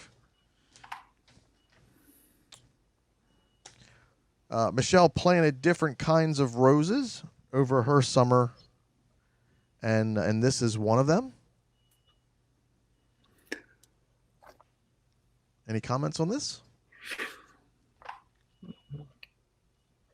I like it. I like the framing, but just the fact that the back is in focus and the front is not almost bugs me a little bit. I kind of would rather the front be in focus and the back to not be, if you had to pick one. And Michelle says in chat that the roses that here are not much bigger than a fingertip. Yeah, depends on where she focused on that. It's going to be hard to get that whole flower, that whole row in focus with one shot. You almost got to do a stack in order to get that whole thing in our focus. Right. Yeah, I would like to see the center just a little bit lighter, so the petals are a little more defined. Mm. And otherwise, it's just a very nice shot. Yeah, she should have shot it up at. She should have put it. I don't know where she shot it, but even at f/22, you still wasn't going to get the whole thing. And you know, you get on the parallel, get on the plane and shoot at f/22. You might got a little bit more in focus, but it's just almost impossible to do that without stacking them. Right. The only thing that kind of, well, it doesn't bother me, but is to maybe bring down the highlights in the flower just a little bit to get a little more texture on the petals. Any other comments? Nice framing, though. It is. It's a nice square. Yep, nice framing. I like the stem coming out of the left-hand corner also. Yes. It didn't come directly. It didn't come directly out of the corner. I hate to see them come directly out of the corner. You know, it came up. You know, it should be, you know, either on one side of the corner, and she did that real good. Ron in chat says background is bright and needs to be toned down a little bit so you can focus on the rose. I agree. Yeah. Yes. Or I could see maybe a white vignette and this lean into the fact that you've got a highlight back there and hope that the contrast of the rose brings you back in. Yeah. It might work well. Nice shot, Michelle. Here's another shot from Michelle's sunset. Over the summer, Michelle watched a sunset. I like that. That's nice. I like that the horizon's on a third. Yes, indeed. There's amazing textured clouds. The trees are nice and sharp.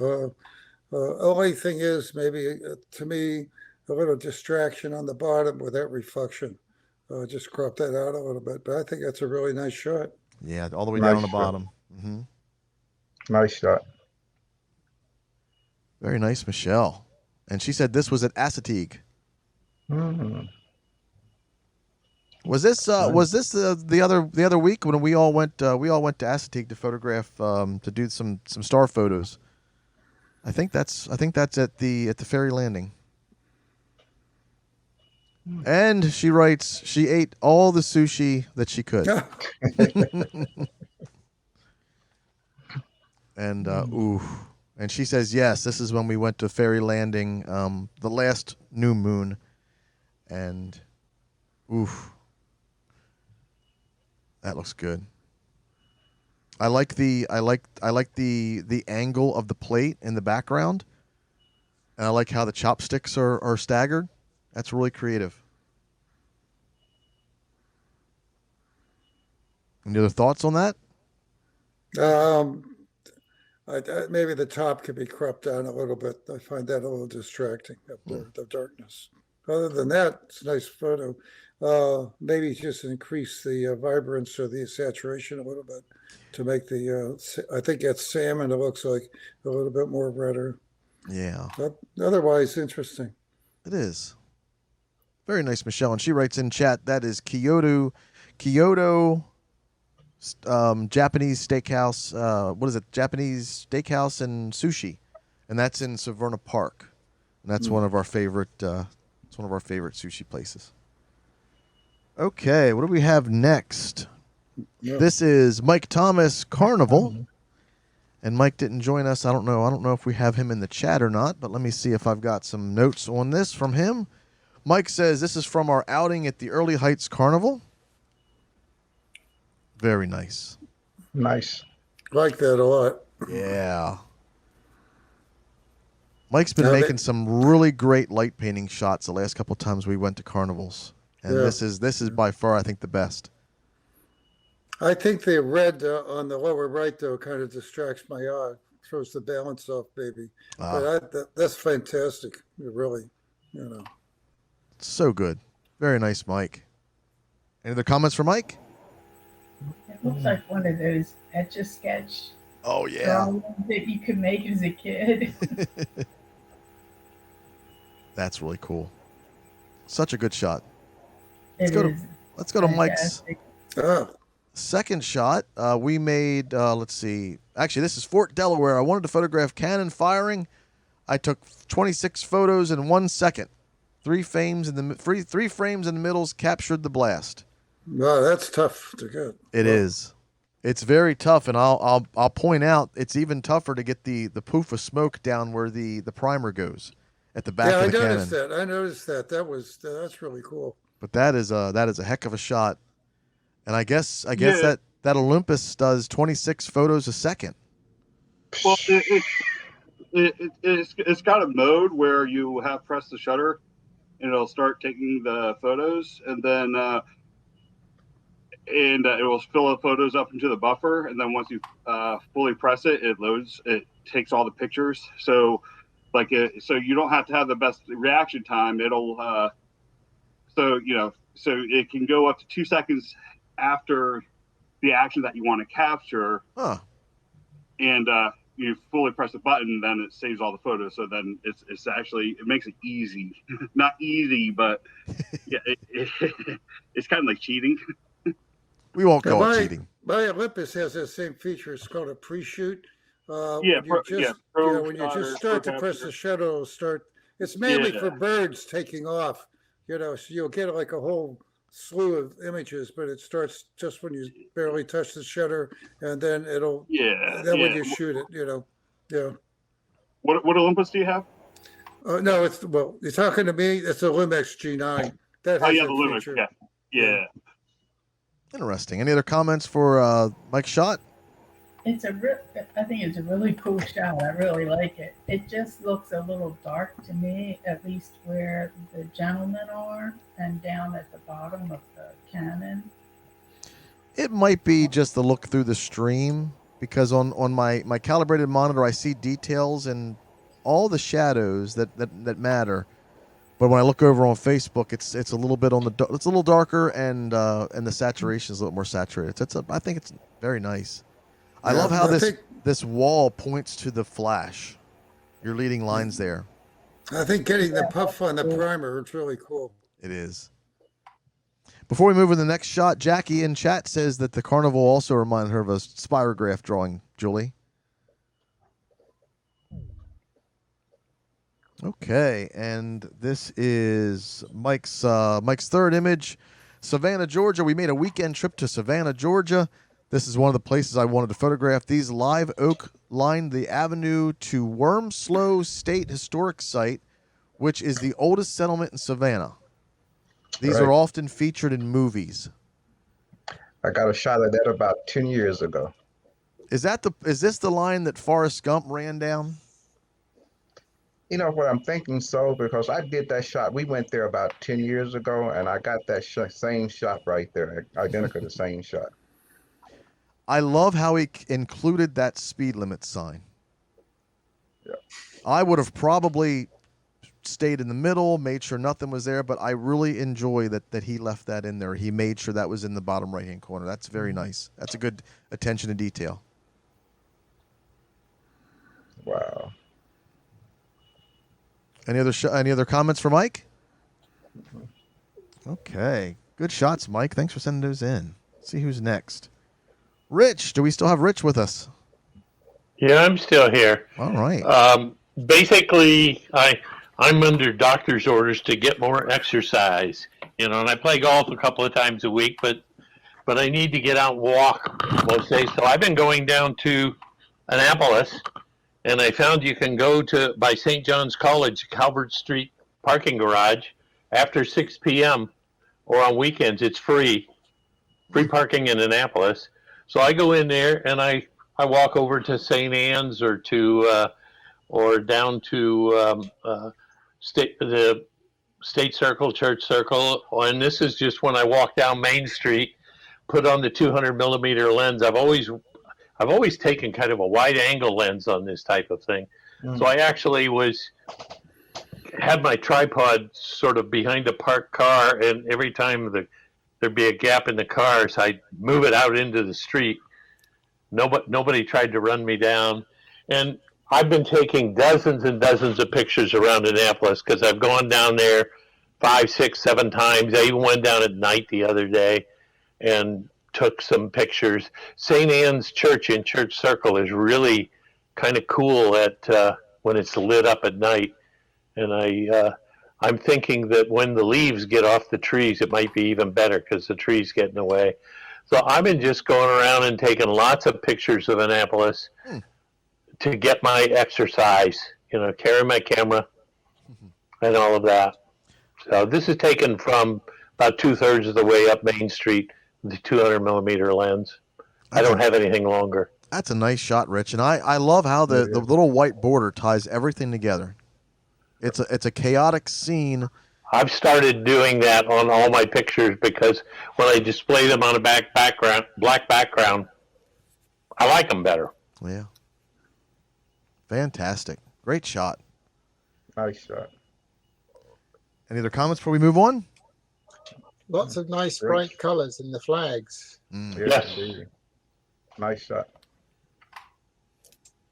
Okay. How about this one, Rich? Well, I've started taking the other place I've gone to walk is up in Baltimore. This is a Catin Memorial. I don't know whether you know it. It's at where President Street comes down almost to Fells Point. It's put up by the Polish citizens of Baltimore. It was only put up in 2000, but it's a memorial to the 1940 massacre of more than 20,000 Polish officers and intelligentsia by the Russian NKVD. And this is right down there in Baltimore. And I went down, parked the car and took a little walk down there and then tried from various angles. It's in a traffic circle, and it's very hard to shoot and get a good background on because there's tall buildings all around it. And this is just one that I kind of liked, even though I cut off the top of it just a little bit. So it's just another example of what I've been doing this summer is when I want to get exercise beyond playing golf, I take my camera somewhere and just walk around with it, and I'm getting a bigger and bigger collection of pictures around the state of Maryland. That's great. Great. I love the way the light is raking across the statue. Yeah, that is so nice. That is near sunset, and the sun is setting down the street that heads towards the Inner Harbor, and so the light is coming between the buildings and is lighting it up very nicely, and it's of course a very bright color. Yeah. I like the light on the grass below. Mhm. You don't even know that it's in the middle of this street that's got a traffic circle around it with a car going by about every 3 seconds. Wow. And you just take lots of shots until you get one without a car. Any other comments for this shot? You managed to keep the buildings in shadow, and also it's framed by two bright bushes either side, a little bit of green. Yes, that was cropped down. I had a little bit more. There were more bushes and they were asymmetric, and I kind of cropped it to get it balanced. Very nice, Rich. I think we have one more from you. Finally, the other thing we did this summer is a group I play poker with finally started getting together in person, and one of the guys who holds the games lives on the Magathie River. This is looking out his living room window. We're playing cards, and I get a hand, and I go fold, and I run over to the window with my phone and take a picture because there's this immense storm coming over. It was clear, and then the storm came over, and I just took dozens of pictures until finally it rained so hard you couldn't see anything. And I just liked the picture of this storm. Is this with your phone, Rich? This is with my phone. Did you do any Photoshop work to it? Oh yeah. Oh, okay. Thank you. What I mainly did was try to balance brightness and darkness. The foreground is really darker, came out darker because the dark clouds have come over it, and I kind of brightened it up a little bit, and I had to make sure I didn't overexpose the blue sky part in the background. So I mainly played with brightness and contrast. That's a dynamite to me. To me, it's a dynamite cell phone shot. Alex in the chat says, "Love it. Nothing like a storm front." Yeah, yeah, it was just amazing, and I sent it to one of my friends who's a storm chaser, and she just loved it. It was like, oh yes, I worked with a bunch of people who, when there's a storm, they, instead of going down in the basement to be protected, they go up to the roof so that they can experience it. Now tell me, Rich, that hand you folded to get this photo, was it a fold-worthy hand? Oh, they were all fold worthy. I get nothing but fold. It wasn't one hand. I did that. I took 20 photos. You know, it was like fold, run over. Oh man, look at this! Click, click, click. Run back, take another one. Did you win the poker hand also? No, Okay. no. I'm on a bad streak right now, but Okay. you know, stuff like that happens.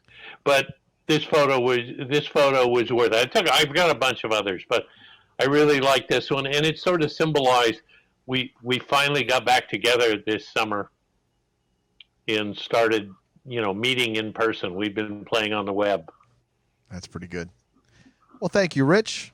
We Sure. have two more people left, and this is a photo from Sue Weber, and I'm not exactly sure what the name is. This is Brooklyn Botanical Garden, and Sue writes, our late June 2021 visit to Brooklyn, New York to see our son and daughter-in-law. Great shot. I mean, you know, the tones are perfect. Nothing's blown out. That is so hard to do with a white flower like It that. is. You know, I think that might be a good candidate for high key treatment, Mm. actually. Hmm. I'm kind of torn between saying to crop it down to the flower, but then you'd lose this little stalk on the left-hand side coming up to it. I guess if I did anything, I would darken the background right at the top of the flower a little. The stuff in the background, there's a little bright spot on the upper right. If I did anything to it, Right. I love how well she got the details of the white flower, though. I don't have much luck with that. Very nice, Sue. Any other comments? Okay, let's go to the next one. This is Immigrant Mural, and she writes, all across country, various cities stepped up to draw attention to June as Celebrate Immigrant Heritage Month. Our daughter-in-law was contracted to produce some designs for the New York City project. In addition to 3 lighted panels in Times Square, she designed this mural in Lower Manhattan. She designed it but did not paint it, she wrote. Interesting shot. I like the face. So somebody drew a face on the concrete on the bottom left. Do you see that? Yep. That's interesting. Any comments for this? Okay, very nice, Sue. And one last one from Sue, Jones Point, Alexandria. And she writes, saw someone taking pictures of this model at the pier at Jones Point Park, situated under the supports for the Woodrow Wilson Bridge. As she walked away, she sat down and was interestingly framed by the wooden railings of the pier. That's interesting. I like the square. I like how you left the wood, the facing of the wood of the, I guess that's a pier or a walkway. I like how you left that border there. Good attention to detail there. Susan in chat says, not a great photo, but we were excited to be with our kids again and to see Lisa's work. And this was to the previous photo. Any thoughts on this image here? All right. Thank you so much, Susan, for sending those in. And last but not least, and she's been so patient, Tammy is a new member. So welcome, Tammy, to the club. And you had sent us three great images as well. Let's go over here. And oh my goodness, this is very nice. This one's called Summer Sunflower, and I'm going to let you go ahead and tell us a little bit about it. So this year we actually planted seeds for sunflower. Well, actually the last 2 years we planted seeds, and this year we got some red ones. We planted them, and there was a huge rainstorm, and then it just rained down, and got this cool picture of the sunflower. And then we went to sunflower maze, and my daughter loves sunflowers, so we took tons and tons of sunflower pictures this year. Is that lens flare natural, or did you add that? I added that, but there was a little one there, and then I went and added it in there. It looks so real. I had to ask because it's perfect. You did a great job in adding that. I try to get real ones when I can, and then when they're not good enough, I go and add them. So I use my iPhone a lot. So this is using an iPhone app to add the sun flare in there. I was going to ask the same thing because it looked too perfect. Yeah, it really looks like a real sunburst. I Very wonder well. what it would be if you crop the leaves off, so you just have the flare and the sunflower, which would then be the bottom right. I like the base. I like the weight there of that sidewalk or railing or whatever that is. Porch railing.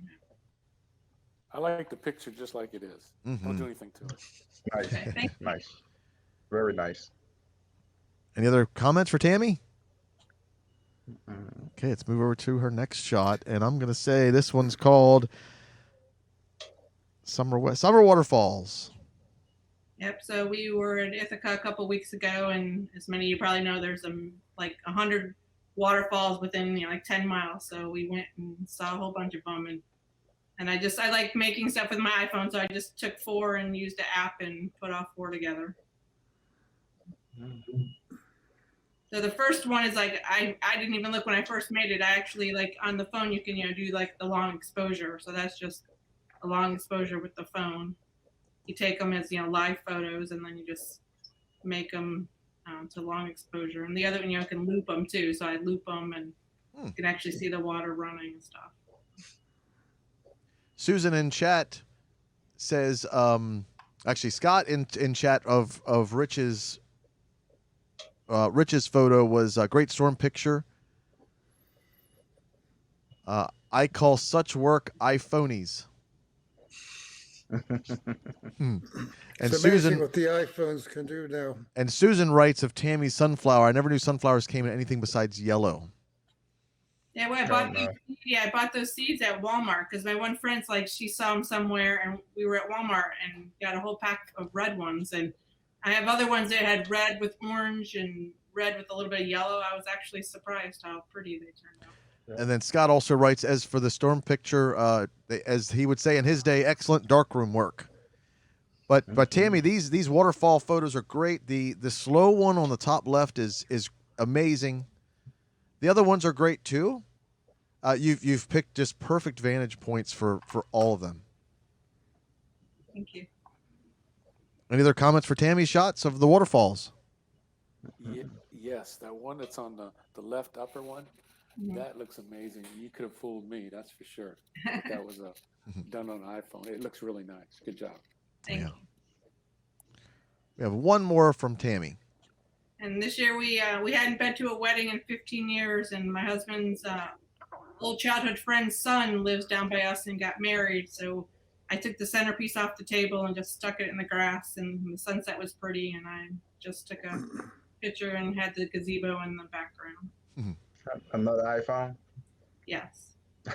Oh, But I do have a Canon camera. I have a Canon mirrorless EOS R. Allegedly. So We have yet to have a meeting in person to see this alleged Canon camera. Oh, very nice camera. Okay. Here's my camera, and I leave it here in my 100 to 400, and I take tons of hummingbird pictures and bird pictures out the window when I'm. That's great.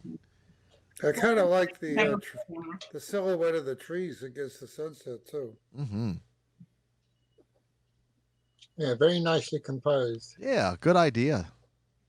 Thank I think I you. better buy me an iPhone so I can quit carrying that big old Nikon 850 around.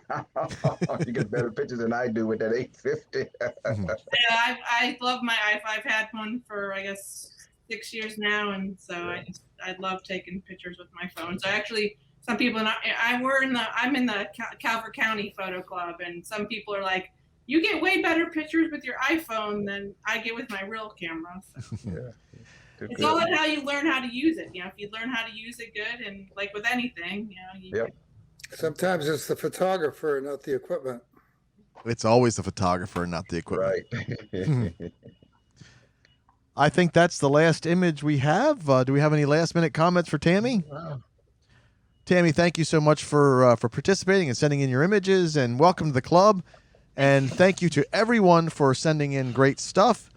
Scott writes on the page, "I don't want to see your cameras. I want to see your pictures." That's right. It's the photographer, not the equipment. But anyway, I want to thank everybody for coming out and sending your photos, and everybody for joining the conference and helping describe your photos and helping discuss a little bit about other people's photos. Don't miss next week's program on making the most out of critiques and competitions. This will be valuable information to both our paid and free members. Remember that only paid members are eligible for contests and critiques, and while free members can learn a lot by hearing critiques and comments on others' photographs, of course, we recommend being a paid member for the yearly price of just $40 and having your own photography commented on and critiqued. I feel that that's one of the best ways to really up your photography game. For more information on membership, please go to arundelcameraclub.org and click on the side menu labeled membership. Note that your check must clear before you can participate in these paid membership programs, so make sure to get your forms filled out and checks sent in ASAP. Then on Thursday, September 9th, our first critique session will be held by photographer Jerry Taylor. Members have received an email from our contest chair, Ron Piper, regarding what to do to participate in that critique. Thanks for joining us tonight. We look forward to visiting with you again next week. Good night. Good night. Great Good night, John. Great program. Good night.